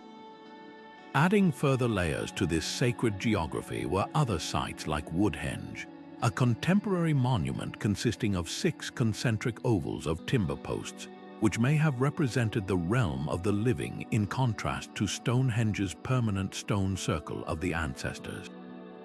The entire landscape was dotted with hundreds of burial mounds, or barrows, particularly along the horizon to the west. These constant visual reminders of the ancestors would have made the living participants feel they were performing rituals within a realm watched over by generations past, physically situating themselves within a continuum of time and tradition every time they looked toward the setting sun. The most famous aspect of Stonehenge's design is its celestial alignment, a critical part of its narrative power. The entire monument is oriented toward the summer solstice sunrise, when the sun appears to rise directly over the heel stone as viewed from the center of the circle. Conversely, during the winter solstice sunset, the sun's dying rays would have framed the grandest trilithons. This wasn't simple stargazing. It was a form of architectural communion. By embedding these celestial events into the very fabric of their monument, the builders created a mechanism that demonstrated their understanding of the cosmic order and their belief that human ritual was essential to maintaining it. The stones acted as a guarantee, a permanent contract written in earth and sky that the sun would return after the long, dark winter, and that the cycles of life, death, and rebirth would continue. Perhaps the most compelling evidence of the deep narrative woven into this landscape is the incredible journey of the bluestones. The massive sarsen stones were hauled from 20 miles away, a Herculean effort in itself. But the smaller bluestones, which form the inner circle and horseshoe, were transported an astonishing 140 miles from the Preseli Hills in Wales. This was not a practical choice, it was a deeply spiritual one. These stones were likely already considered sacred in their place of origin, believed to hold unique powers or to be the dwelling places of spirits or ancestors. Bringing them to Salisbury Plain was an act of symbolic unification, physically transporting a piece of a distant, powerful landscape and embedding it at the heart of their ceremonial world. It told a story of connection across great distances, of a shared identity and belief system that spanned a vast territory, and of a people willing to undertake unimaginable labor to create a permanent home for their most cherished spiritual narratives.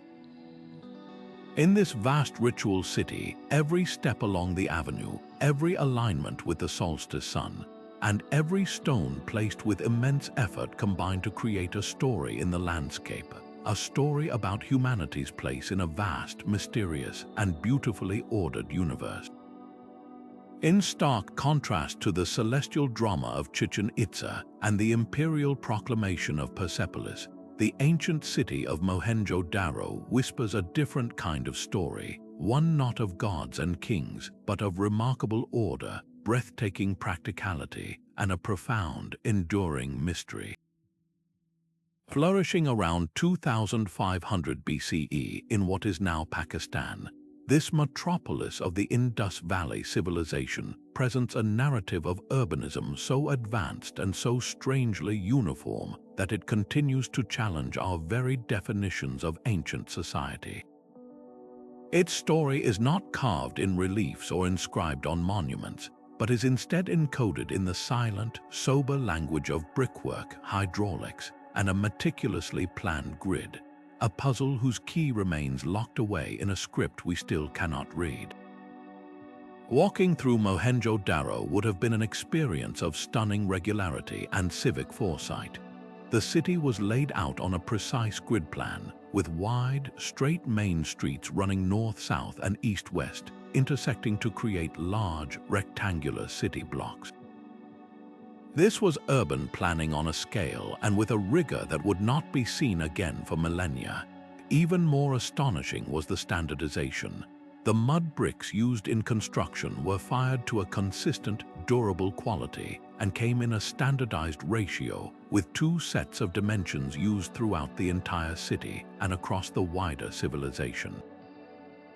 This implies a remarkable level of central authority and control, not of a despotic kind, but one focused on harmonious, collective efficiency. It suggests a society where a shared concept of order was more valued than individual expression, a story told not through grand statues of rulers but through the humble, uniform brick. The true genius of Mohenjo-Daro and the core of its narrative lies beneath the streets. The city possessed the world's most sophisticated ancient water management and drainage system prior to the Romans. Almost every single house, from the largest to the more modest, contained its own bathing area and was connected to a city-wide network of covered drains and channels that ran along the main streets. These drains were equipped with manholes for regular cleaning and maintenance, a testament to a society deeply concerned with public health and hygiene. This was not a feature reserved for an elite district. It was a universal civic right. The narrative here is one of collective well-being, a society that invested immense communal effort into sanitation, suggesting a powerful, widely held value placed on cleanliness that likely intertwined with spiritual beliefs about purity, even if the exact nature of those beliefs remains elusive to us. At the heart of the city stands its most iconic and enigmatic structure, the Great Bath. This large, watertight pool, lined with finely fitted bricks and sealed with a layer of bitumen, was located within a fortified citadel complex. It was almost certainly not a public swimming pool, but a specialized structure for ritual purification. Steps lead down into the tank at both ends, and surrounding it are small rooms that may have served as changing areas or for other ceremonial functions. The Great Bath suggests a narrative where water was central to communal spiritual life. One can imagine elaborate ceremonies involving ritual bathing, perhaps led by a priestly class, that reinforced social cohesion and connected the community to concepts of spiritual cleanliness and renewal. It stands as a powerful, silent symbol of a sophisticated belief system we can only glimpse. The closest we come to hearing the people of Mohenjo-Daro speak is through their small, intricate seals. Thousands of these steatite seals have been discovered, carved with an undeciphered script and most often featuring a depicted animal: bulls with a fierce hump, elephants, rhinoceroses, and a mysterious unicorn-like creature.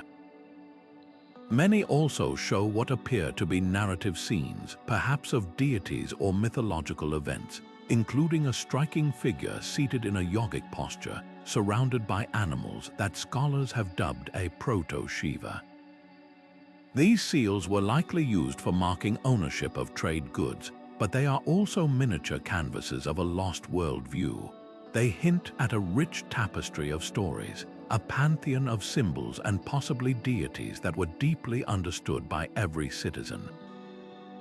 The very fact that these symbols are repeated across a vast geographical area, from dozens of Indus Valley sites, tells a story of a shared cultural and symbolic language, a unity of belief and identity that bound this civilization together for centuries.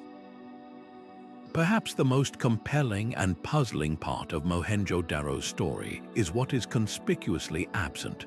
Archaeologists have found no evidence of grandiose palaces, no giant royal tombs filled with treasure, no monumental temples celebrating the power of a single ruler or a dominant warrior class.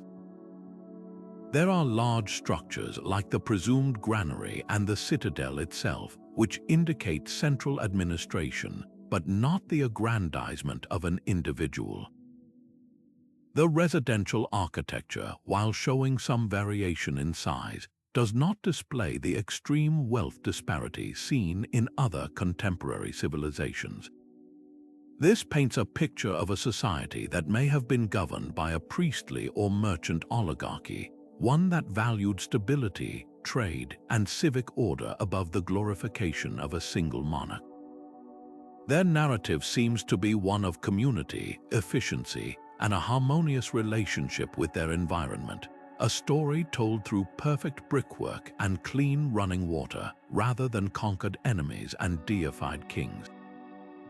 The silence of Mohenjo-Daro is therefore its most powerful story, a tantalizing glimpse of an ancient path not taken, a sophisticated, peaceful, and practical urban experiment whose final chapters were washed away by time, leaving us with an enduring mystery of what a civilization can achieve when it builds for the collective rather than the crown. Rising from the shimmering heat haze of the Syrian desert, Palmyra's magnificent ruins tell a story not of conquest, but of connection. This was a city born from the space between empires, a wealthy oasis that mastered the art of cultural negotiation and turned its in-between identity into a powerful narrative of commercial brilliance and cosmopolitan sophistication.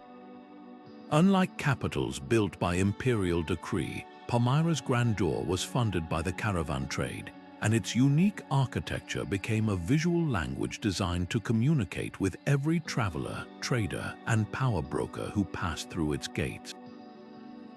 Here, in the heart of the desert, a distinct culture emerged that was neither fully Roman nor Persian, but proudly and uniquely Palmyran, a testament to the creative power of cultural fusion. The city's backbone and its most stunning feature was the Grand Colonnade, an awe-inspiring avenue stretching over a kilometer through the urban center. Flanked by hundreds of towering Corinthian columns, many with projecting brackets that once held bronze statues of wealthy citizens, this was not merely a street. it was a monumental stage for commercial and civic pride. The columns themselves, in the strict proportions and decorative acanthus leaves of the Greco-Roman tradition, signaled a participation in the classical world. Yet this was no mere imitation. The sheer scale and opulence of the colonnade, paid for by the private fortunes of merchant families, spoke a distinctly local dialect of grandiosity. It was a statement of arrival, a declaration that a city born from the sands could rival the architectural splendor of any metropolis in the empire, but on its own terms and funded by its own ingenious commercial enterprise. This blending of influences is perhaps most eloquently expressed in the city's religious architecture. The great Temple of Bel, dedicated to the supreme deity of the Pomeran pantheon, stands as a masterwork of cultural synthesis. Its outer design followed a classic Roman rectangular plan with a grand propylaea, or entrance gate, and a surrounding colonnaded courtyard. But the heart of the temple, the inner sanctum or cella, was designed in the shape of a traditional Mesopotamian temple, with a central altar and shrine set against the walls. This architectural hybrid was a perfect reflection of Palmyra's spiritual world. Bel was a local god, but he was consciously identified with the Roman Jupiter and the Greek Zeus, making him relatable and acceptable to international visitors. In the same sacred complex, one could find niches dedicated to other syncretic deities, like the Arab goddess Alat depicted in the form of the Greek Athena. This was a pragmatic and brilliant form of spiritual diplomacy, ensuring that a trader from Rome, a diplomat from Parthia, or a Bedouin chieftain could all find a familiar face of the divine within the same walls, fostering a climate of mutual respect and commercial trust. The Pomerans extended this narrative of identity and success into the afterlife through their extraordinary funerary architecture. Towering multi-story tomb towers, some reaching 5 stories high, dotted the landscape around the city, while elaborate underground family crypts known as hypogee were carved into the bedrock. These were not silent tombs but vibrant galleries of personal storytelling. Their walls were lined with loculi or burial niches, each sealed with a sculpted portrait of the deceased. These portraits form one of the most intimate archives of the ancient world. Men are shown in Roman-style togas or Parthian-style trousers and tunics, often holding writing tablets or scrolls denoting literacy and business acumen.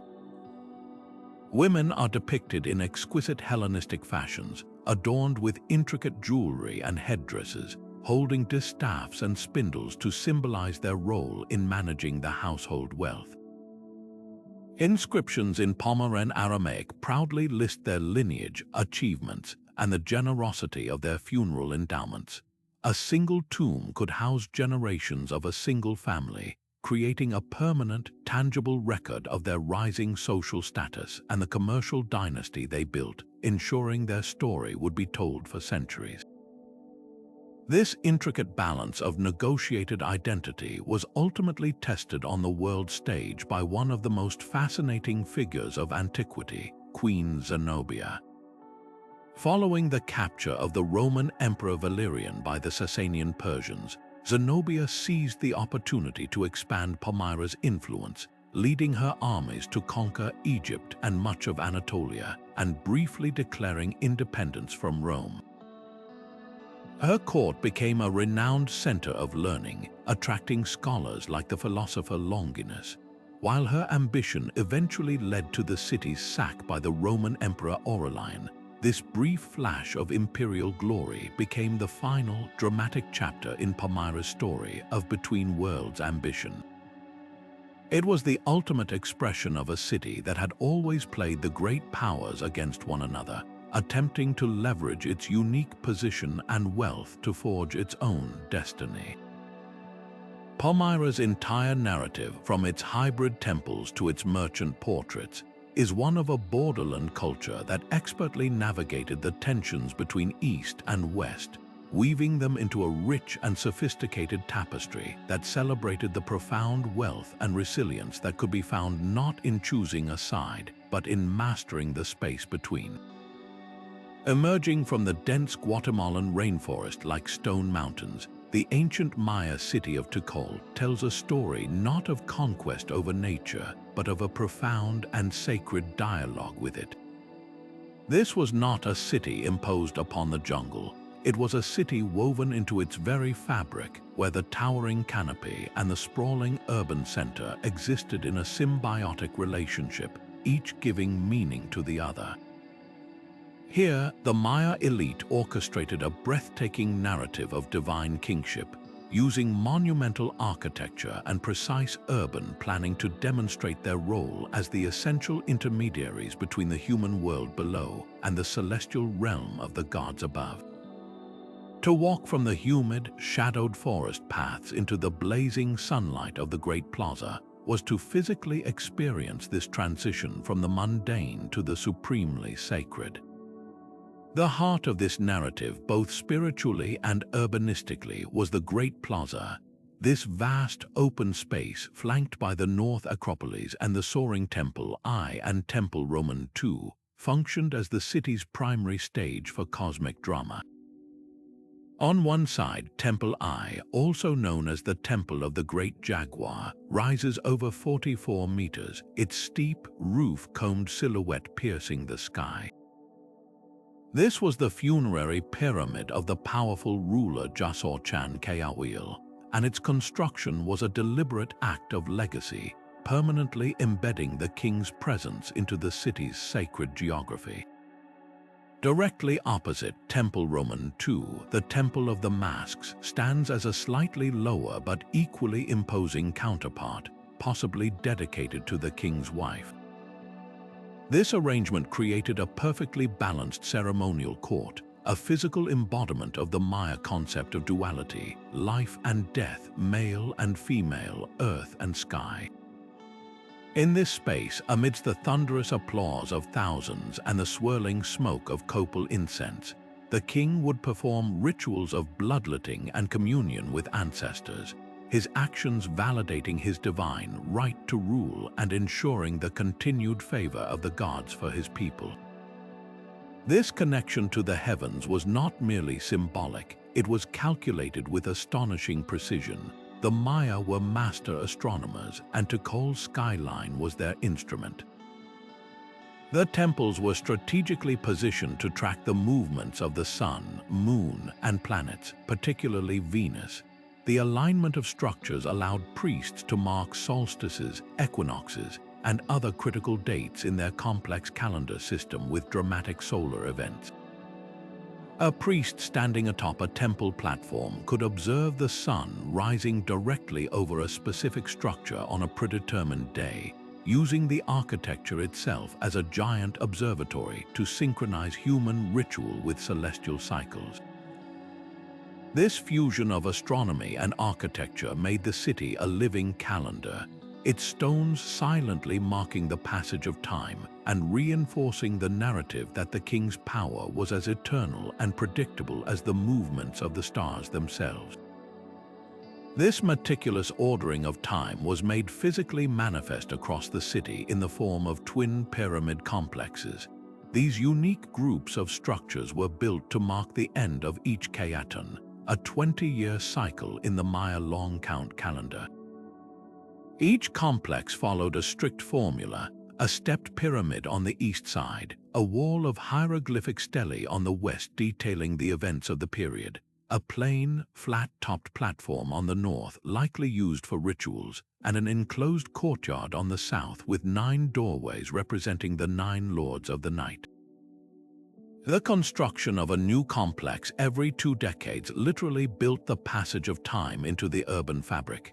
Citizens witnessed their city grow not randomly, but in rhythm with a grand, cosmic schedule, each new complex a permanent chapter in the historical record, directly linking the reign of the current king to the immutable flow of time ordained by the gods. To move through this cosmological landscape, the Maya engineered a network of raised causeways or sakbiob that connected major temple complexes and residential areas. These were not mere roads, they were processional pathways for sacred journeys. During major festivals, these white-plastered roads would have been filled with parades of priests, nobles, and performers reenacting mythological events and the journeys of deities. The most famous, the Taza Causeway, connects the Great Plaza to the Temple of the Inscriptions, creating a direct route for ritual movement. Walking these roads was a participatory act in the city's story, transforming a simple trip across town into a symbolic traversal of the Maya cosmos, from the underworld represented by the dark jungle to the heavenly abodes of the temples. Yet for all its spiritual grandeur, Tikal story is also one of remarkable practical ingenuity in the face of environmental challenge. The city sits on a limestone ridge without a major river, making water management a critical concern. The Maya response was a sophisticated system of reservoirs lined with waterproof cement, which collected rainwater during the seasonal downpours to sustain a large population through the dry months. These reservoirs were not hidden away but were integrated into the very center of the city, with the temple reservoir situated just south of the Great Plaza.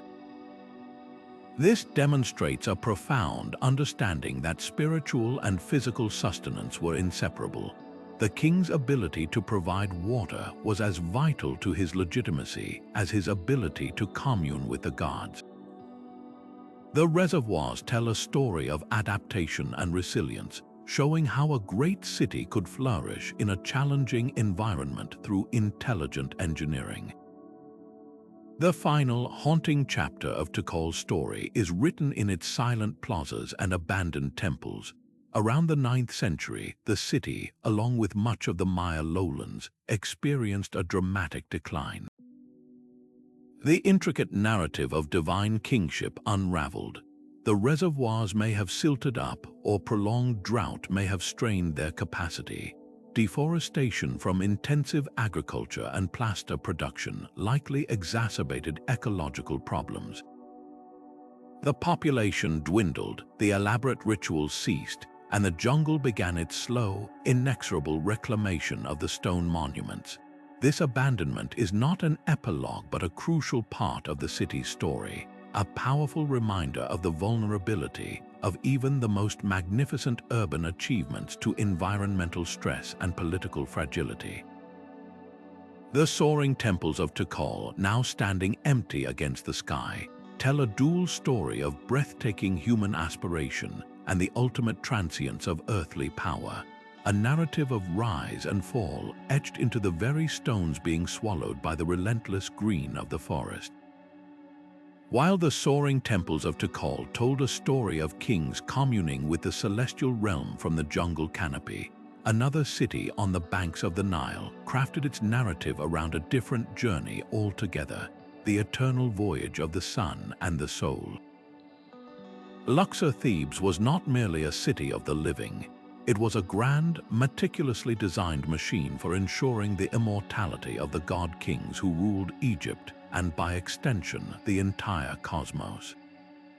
For over 1,000 years, this sprawling metropolis served as the religious and ceremonial heart of the New Kingdom, an urban environment where every temple, statue, and tomb was a single verse in an epic poem about divine power, cosmic order, and the unwavering promise of life after death. The city's very geography was its opening argument, a physical division that reinforced its core spiritual theme. The Nile River served as the central axis, a life-giving artery that also delineated two distinct worlds.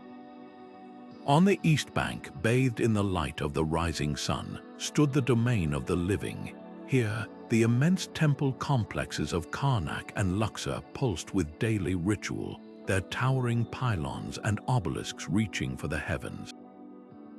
This was the place of vibrant ceremony, of public festivals, and of the visible, active celebration of pharaonic power. Directly across the river, on the west bank where the sun descended each evening, lay the silent, sacred city of the dead, the valleys of the kings and queens, the mortuary temples, and the tombs of the nobles. This stark east-west duality, mirroring the sun's daily cycle of rebirth, was a constant, visible reminder to every citizen that life and death were not opposites but interconnected parts of an eternal, regenerative loop. At the heart of the living city stood Karnak, the largest religious complex ever constructed by humanity, a project that grew for 2,000 years into a sprawling stone library of devotion.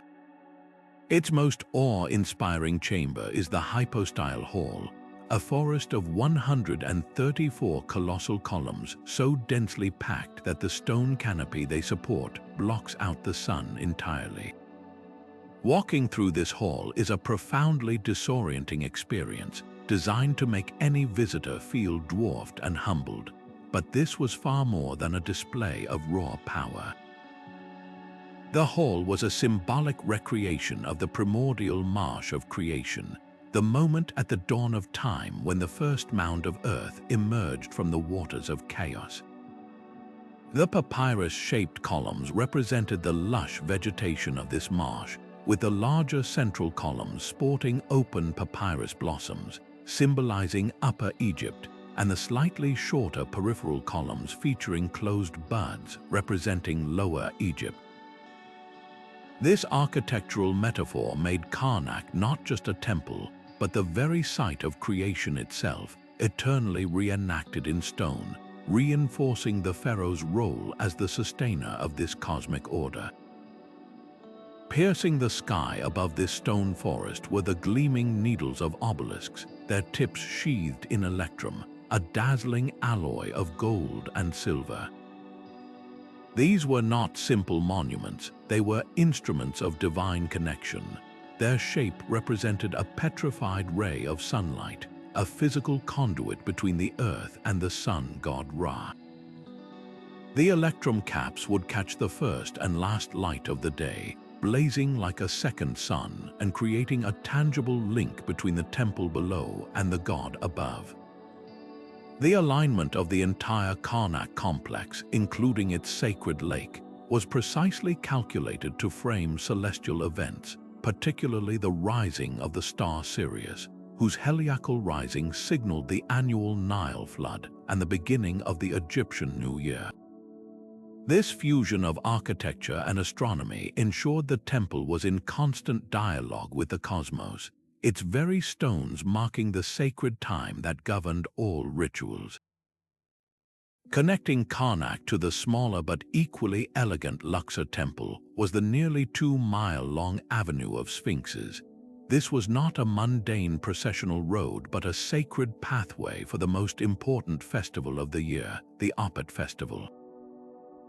During this celebration, the cult statues of the gods Amun, Mut, and Khonsu would be placed in ceremonial barks and carried by priests from Karnak to Luxor temple, a journey that reenacted the divine marriage believed to rejuvenate the pharaoh's divine power and, by extension, the fertility of the entire land.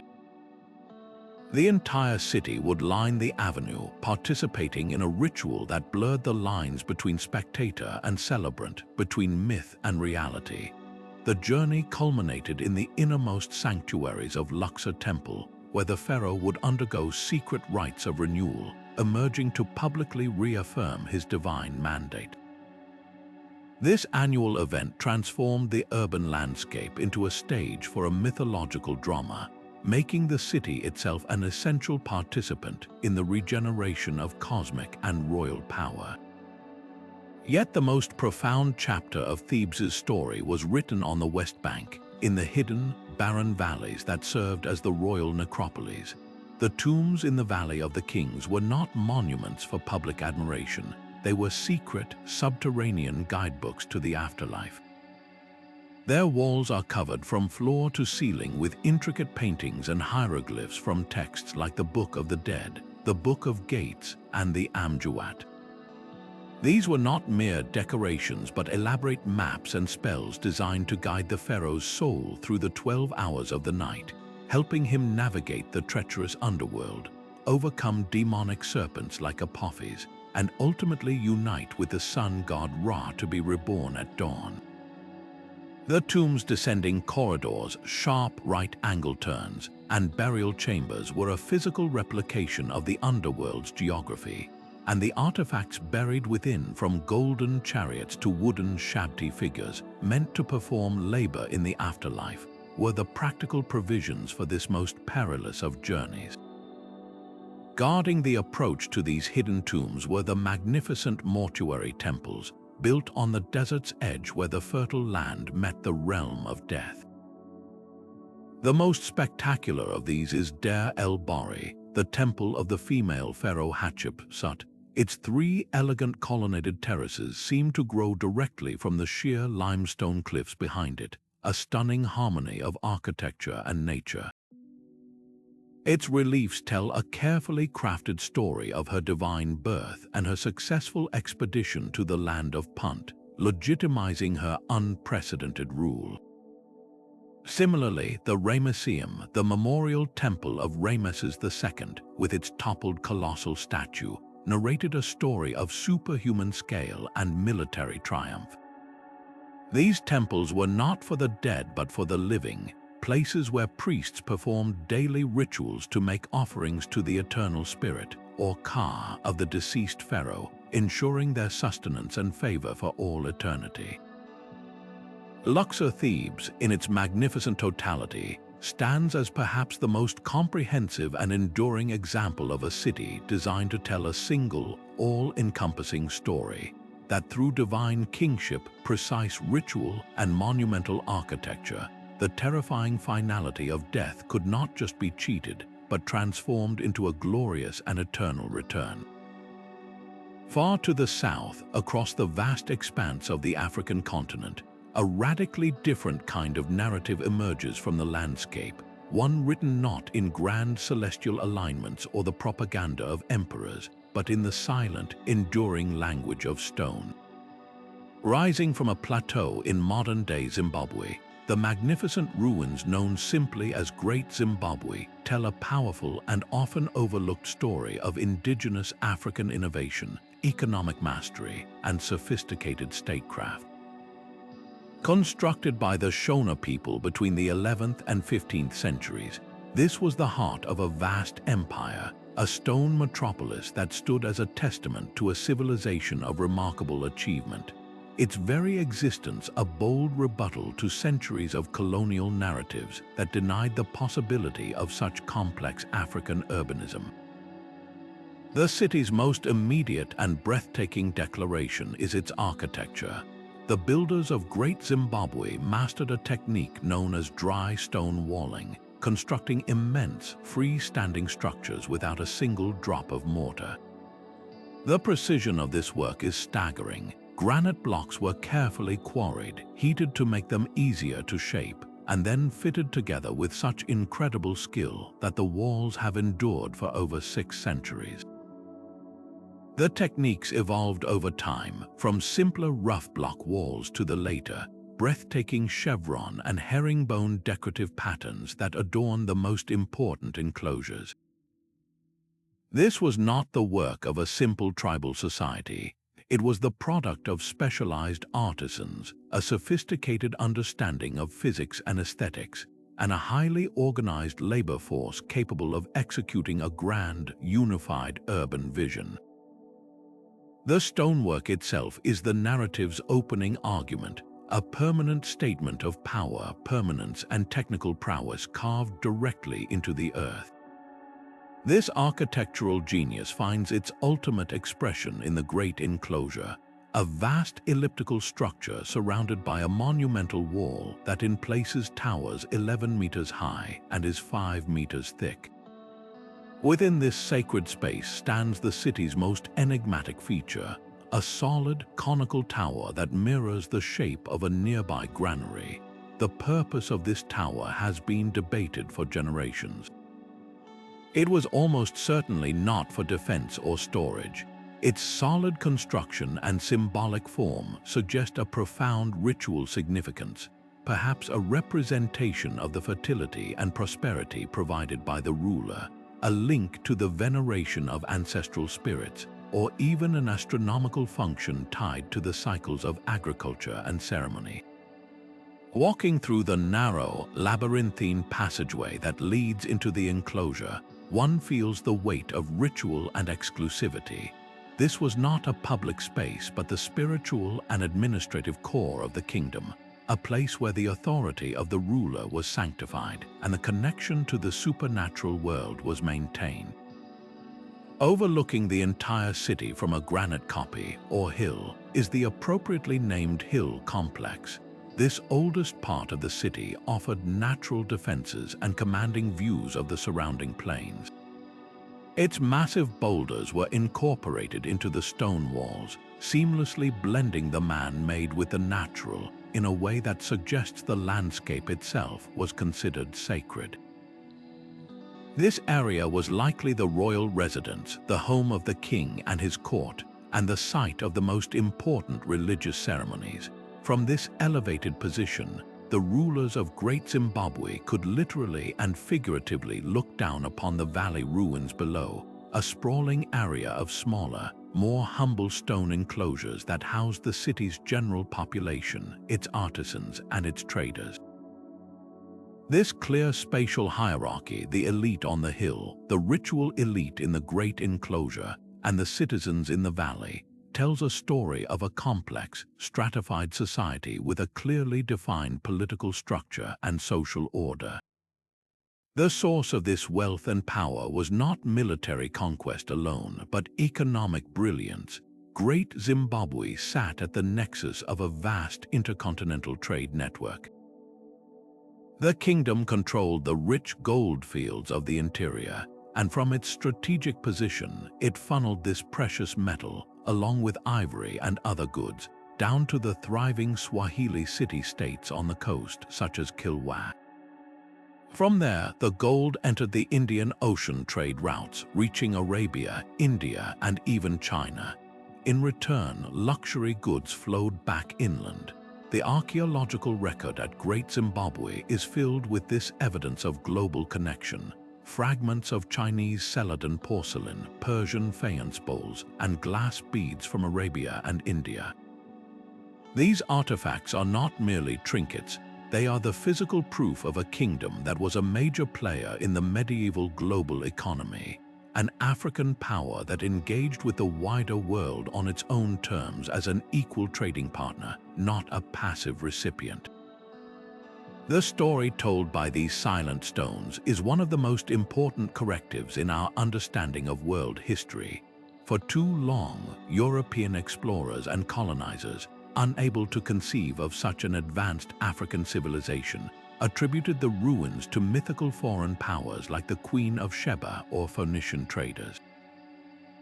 The very name Zimbabwe derives from the Shona term Mabwe, meaning houses of stone, yet its significance was willfully ignored. The magnificent ruins were systematically looted, and their true history obscured to support racist ideologies that denied Africa a glorious past. Today, Great Zimbabwe stands as a powerful symbol of reclaimed heritage and cultural pride, not just for Zimbabwe but for the entire continent. It is a narrative of autonomous achievement, a story that speaks of political complexity, economic sophistication, and architectural grandeur that arose entirely from African soil and genius, a majestic stone testament to a civilization that rightfully takes its place among the great urban storytellers of the ancient world. Across the Atlantic, in the fertile floodplains of the Mississippi River, a city of astonishing scale and sophistication rose from the earth, its story written not in stone but in soil. Cahokia, situated in what is now southern Illinois, was the beating heart of a vast cultural world, a Native American metropolis that at its zenith around the year 1100 CE rivaled contemporary London in population. This was not a loose collection of villages but a meticulously planned urban center, the largest pre-Columbian settlement north of Mexico. and its very layout served as a profound declaration of a complex society's understanding of the cosmos, their political structure, and their place within the natural order. The city's skyline was dominated by a breathtaking feat of engineering, Monk's Mound. This colossal earthen pyramid, the largest prehistoric earthwork in the Americas, rises in 4 terraces to a height of 100 feet and covers a base of nearly 14 acres. Its construction required moving an estimated 22 million cubic feet of earth, all carried in baskets by a highly organized labor force. This was not a tomb like the pyramids of Egypt, but a living platform for power. At its summit almost certainly stood a massive, thatch-roofed temple, or the residence of the paramount chief, a building large enough to be seen from every corner of the city and beyond.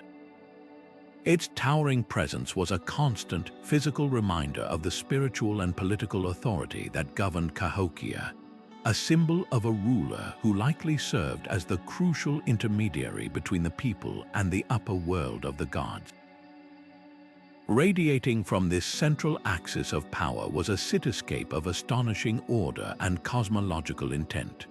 Over 120 smaller mounds, most platform mounds that supported important buildings or burial sites, were arranged around vast, open plazas. The Grand Plaza to the south of Monk's Mound was an immense leveled field, larger than 35 football fields, capable of holding tens of thousands of people for grand ceremonial gatherings and markets. This precise urban planning reflects a deep-seated worldview, likely mirroring the Cahokians' belief in a layered universe. The flat plazas may have represented the earthly plane of human existence.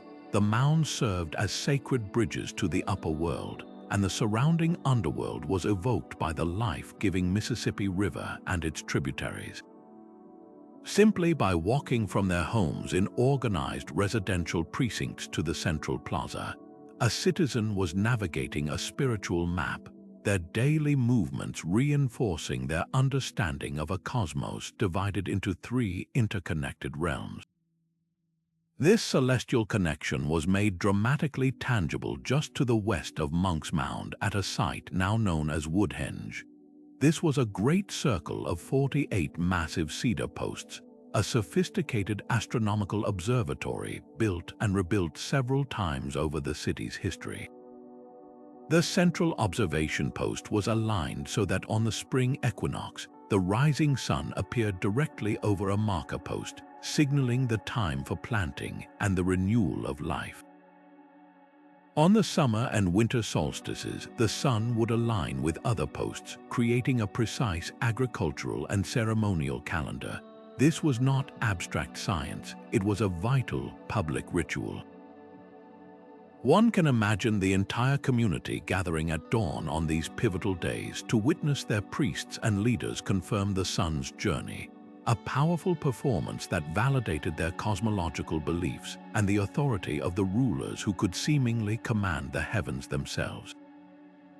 The narrative of Cahokia extends beyond its sacred core to reveal a complex, bustling, and sometimes defended city.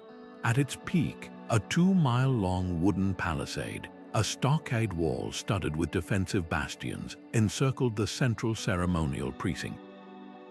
This was not a permanent fortification, but one that was built, taken down, and rebuilt over generations, suggesting it was less about constant warfare and more about controlled access, defining sacred space, and perhaps a response to periodic social tensions within a large, diverse population. Beyond the walls, the city sprawled for miles, with neighborhoods home to skilled artisans who produced exquisite pottery, finely chipped stone tools, and beautiful ornaments from shell, copper, and mica traded from as far away as the Great Lakes and the Gulf Coast. The remains of workshops and the wide variety of goods found there tell a story of economic specialization and a vast trade network that connected Cahokia to a continent. Perhaps the most haunting and powerful chapter of Cahokia's story is found in Mound 72, a ridgetop mound south of the Grand Plaza. Here, archaeologists uncovered evidence of elaborate burials that speak to the city's complex social hierarchy and belief system. One interment was of a high-status man, perhaps a chief, laid out on a blanket of 20,000 shell beads arranged in the shape of a bird, a powerful symbol of the upper world. Nearby, they found signs of retainer sacrifices, groups of young men and women who appear to have been executed to accompany the leader into the afterlife. In another pit, 53 young women were buried together. These finds, while unsettling to modern sensibilities, indicate a society with a deeply entrenched social stratification and a belief in an afterlife that mirrored the power structures of the earthly realm, requiring servants and companions for a high-status individual's journey. The story of Cahokia is ultimately one of both spectacular achievement and poignant mystery. For centuries, it thrived as a cultural and religious magnet, influencing a vast region now known as the Mississippian culture. Then, by the 1300s, it was almost entirely abandoned. The reasons remain debated: environmental strain from deforestation, climate change affecting crops, social upheaval, or a combination of factors. Its silent mounds were later encountered by European explorers and American settlers who could not conceive that Native Americans were capable of such urban grandeur, attributing the earthworks to a lost, non-native race. This misconception was used to justify displacement and conquest, burying the true narrative for generations. Today, Cahokia stands as a vital corrective, a monumental testament to the sophisticated urban, political, and spiritual life that flourished on this continent for centuries, a powerful American narrative that profoundly challenges any simplistic notion of pre-Columbian history. And now, as our journey across continents and millennia draws to a close, we arrive at a place that quietly rewrites the entire opening chapter of the human story. Nestled in the arid Supe Valley of Peru, the ancient city of Caral-Supe doesn't just join our list of narrative cities, it fundamentally challenges our understanding of why cities first emerged at all. Dating back an astonishing 4,600 years to around 2,600 BCE, this is the oldest known city in the Americas, a contemporary of the Great Pyramids of Giza and the ziggurats of Mesopotamia.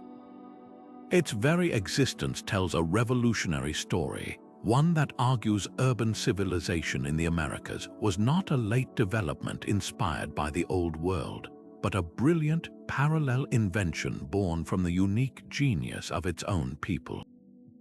The most profound narrative Caral-Supe tells is one of peace. In a world where we have come to expect that the first cities were forged in the crucible of warfare, built for defense and conquest, this city presents a stunning counterargument. Archaeologists have found no trace of defensive walls, no stockpiles of weapons, no depictions of conquered enemies, and no mass graves indicative of violent conflict. Instead, the city's sprawling 200-hectare complex, with its 6 large pyramidal structures, sunken circular plazas, and distinct residential neighborhoods, speaks of a society that organized itself around ceremony, astronomy, and communal cooperation. It suggests a model of urban development where collective ritual and shared belief, not the threat of violence, were the primary forces that brought people together and convinced them to collaborate on a monumental scale. This was a city built not out of fear, but out of a shared vision for a collective future. At the heart of this vision were the main pyramidal structures, enormous earth and stone platforms that dominate the sacred core of the city.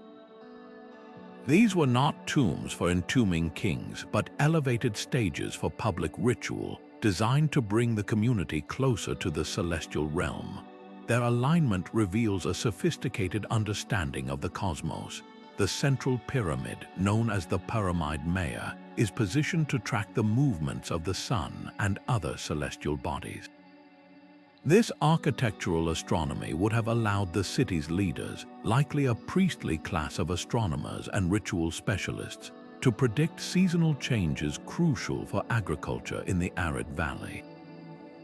By controlling this celestial knowledge and performing the ceremonies that ensured the sun's return and the river's flow, they legitimized their authority not through coercion, but through their perceived role as essential intermediaries between the people and the forces that governed their survival.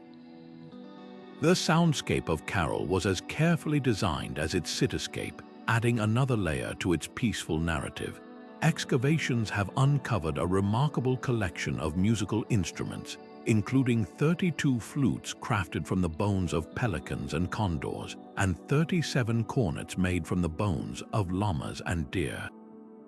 These were not simple toys, they were finely tuned instruments capable of producing complex melodies that would have resonated during ceremonies in the sunken circular plazas.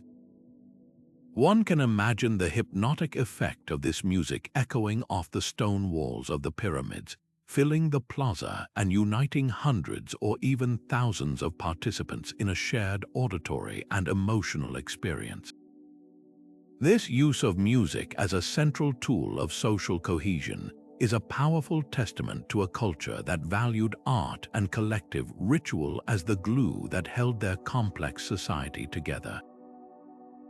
The urban plan itself was engineered to foster this community spirit. The sunken circular plazas found at the foot of the major pyramids were designed as intimate theaters for public gathering. Their below-ground level would have focused attention inward toward the rituals and performers at the center, creating a sense of inclusion and shared purpose for all those within. Meanwhile, the raised residential areas for the elite and the more humble neighborhoods for craftspeople and laborers, while showing social stratification, were not separated by walls or great distances. This layout suggests a society with clear social roles, but one where these different classes were still integrated into a single, cohesive urban community, all participating in the same ceremonial cycles and all benefiting from the collective surplus their collaboration produced. The story of Caral-Supe is ultimately one of indigenous American innovation on a breathtaking scale. Its people developed complex agricultural techniques to farm the dry valley. They engaged in long-distance trade for exotic goods like spondylus shells from the coast, and they mastered the mathematics and engineering required to build seismically resistant structures that have stood for over 4 millennia. They created a model of urbanism that flourished peacefully for nearly 1,000 years, a testament to the idea that civilization does not require top-down tyranny or constant warfare to thrive. As our exploration of these 24 ancient narrative cities concludes, Caral-Supe leaves us with a powerful and hopeful final thought. From the very beginning, we have had a choice in the stories our cities tell. They can be stories of power over others or stories of power with others. They can be designed for exclusion or for community, for conflict or for cooperation. The silent, sun-baked ruins of Caral remind us that the most enduring narrative of all may be the one built on a foundation of shared purpose and peaceful coexistence. What emerges so powerfully from our journey through these 24 cities is not just their incredible diversity, but the profound commonalities in how human beings, separated by oceans and millennia, have chosen to encode their deepest stories into the places they call home. These shared impulses reveal something fundamental about our species, a deep-seated need to transform our surroundings into a reflection of our inner world, to make the intangible tangible, and to ensure that our values and beliefs outlive us, etched permanently into the landscape. The most successful of these narrative cities weren't just built, they were choreographed, every element working in concert to immerse the inhabitant in a living story. One of the most universal threads weaving through these urban tapestries is cosmological alignment. This was far more than simple stargazing. It was a fundamental organizing principle that connected daily life to the grand machinery of the universe. In Teotihuacan, the Avenue of the Dead mirrored the Milky Way, transforming a city street into a celestial pathway. The Maya at Chichen Itza engineered a pyramid that, during the equinoxes, became a slithering serpent of light and shadow, a breathtaking fusion of astronomy and architecture. The Forbidden City's rigid north-south axis anchored the Chinese emperor to the immutable pole star, making him the literal pivot of the world. And at Stonehenge, the entire landscape was a giant clock and calendar, with processional avenues and stone circles precisely aligned to capture the solstice sun. This consistent drive to align with the heavens speaks to a universal human desire to find our place in the cosmos, to feel that our earthly endeavors are part of a larger, meaningful order. This cosmic vision was given physical form through symbolic architecture, where every structure served as a vessel for meaning. The ziggurat of Babylon was not just a tall building, it was a man-made mountain bridging earth and heaven, a representation of the entire cosmos in 7 tiers. The Pyramid of the Sun at Teotihuacan likely represented the sacred mountain of sustenance from which all life emerged. In Egypt, the hypostyle hall at Karnak, with its forest of papyrus-shaped columns, was a stone recreation of the primordial marsh of creation itself. Even the residential compounds in these cities, like those in Teotihuacan, adorned with murals of gods and myths, turned domestic spaces into chapters of a cultural textbook. The architecture was a language, and its grammar was symbolism, its vocabulary drawn from myth and belief, ensuring that simply walking through the city was an act of reading and remembering. The stories these cities told were not meant to be static, they were meant to be performed, and this was achieved through the deliberate design of ritual processions.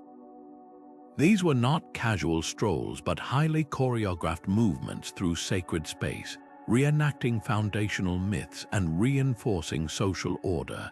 The Avenue of Sphinxes in Thebes provided the stage for the Opet festival, where the gods traveled from Karnak to Luxor to rejuvenate the pharaoh's power.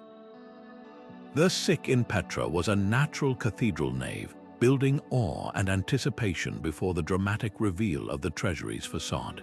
In Tenochtitlan, the 4 great causeways, aligned to the cardinal directions, divided the city into a cosmic map, guiding ritual movements. And at Stonehenge, the journey along the avenue from the river Avon to the stone circle was a symbolic passage from the realm of the living to the realm of the ancestors and gods. The city itself became a script, and its citizens were the actors in a continuous, sacred drama. Perhaps most beautifully, these narrative cities demonstrate a profound integration with natural features, showing that the story was not just about humanity, but about humanity's relationship with the world around it.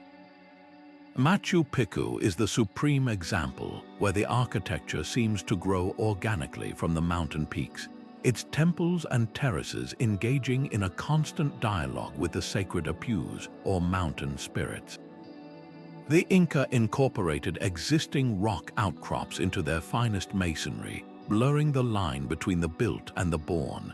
In Jerusalem, the natural topography of valleys and hills became inseparable from the spiritual narratives of Judaism, Christianity, and Islam. The Gihon Spring was not just a water source but a sacred feature in its own right. At Great Zimbabwe, massive granite boulders were seamlessly incorporated into the dry stone walls, making the city feel like an extension of the landscape itself.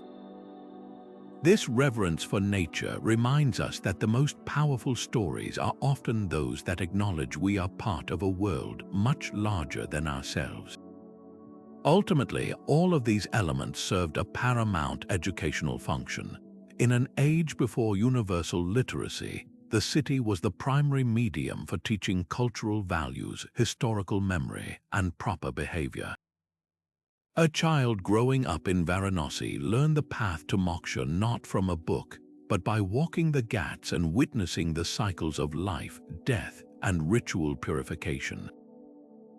A citizen of Rome absorbed the values of civic duty and military triumph simply by conducting business in a forum filled with victory monuments and temples. The reliefs on the Apadana at Persepolis taught subject nations and citizens alike about the vastness, diversity, and benevolent order of the Persian Empire. The city was a three-dimensional, immersive school, and its lessons were taught through experience, ensuring that the core tenets of a culture were passed down through generations simply by living within its walls. This shared human impulse to build meaning into our surroundings shows that our cities have always been more than collections of buildings.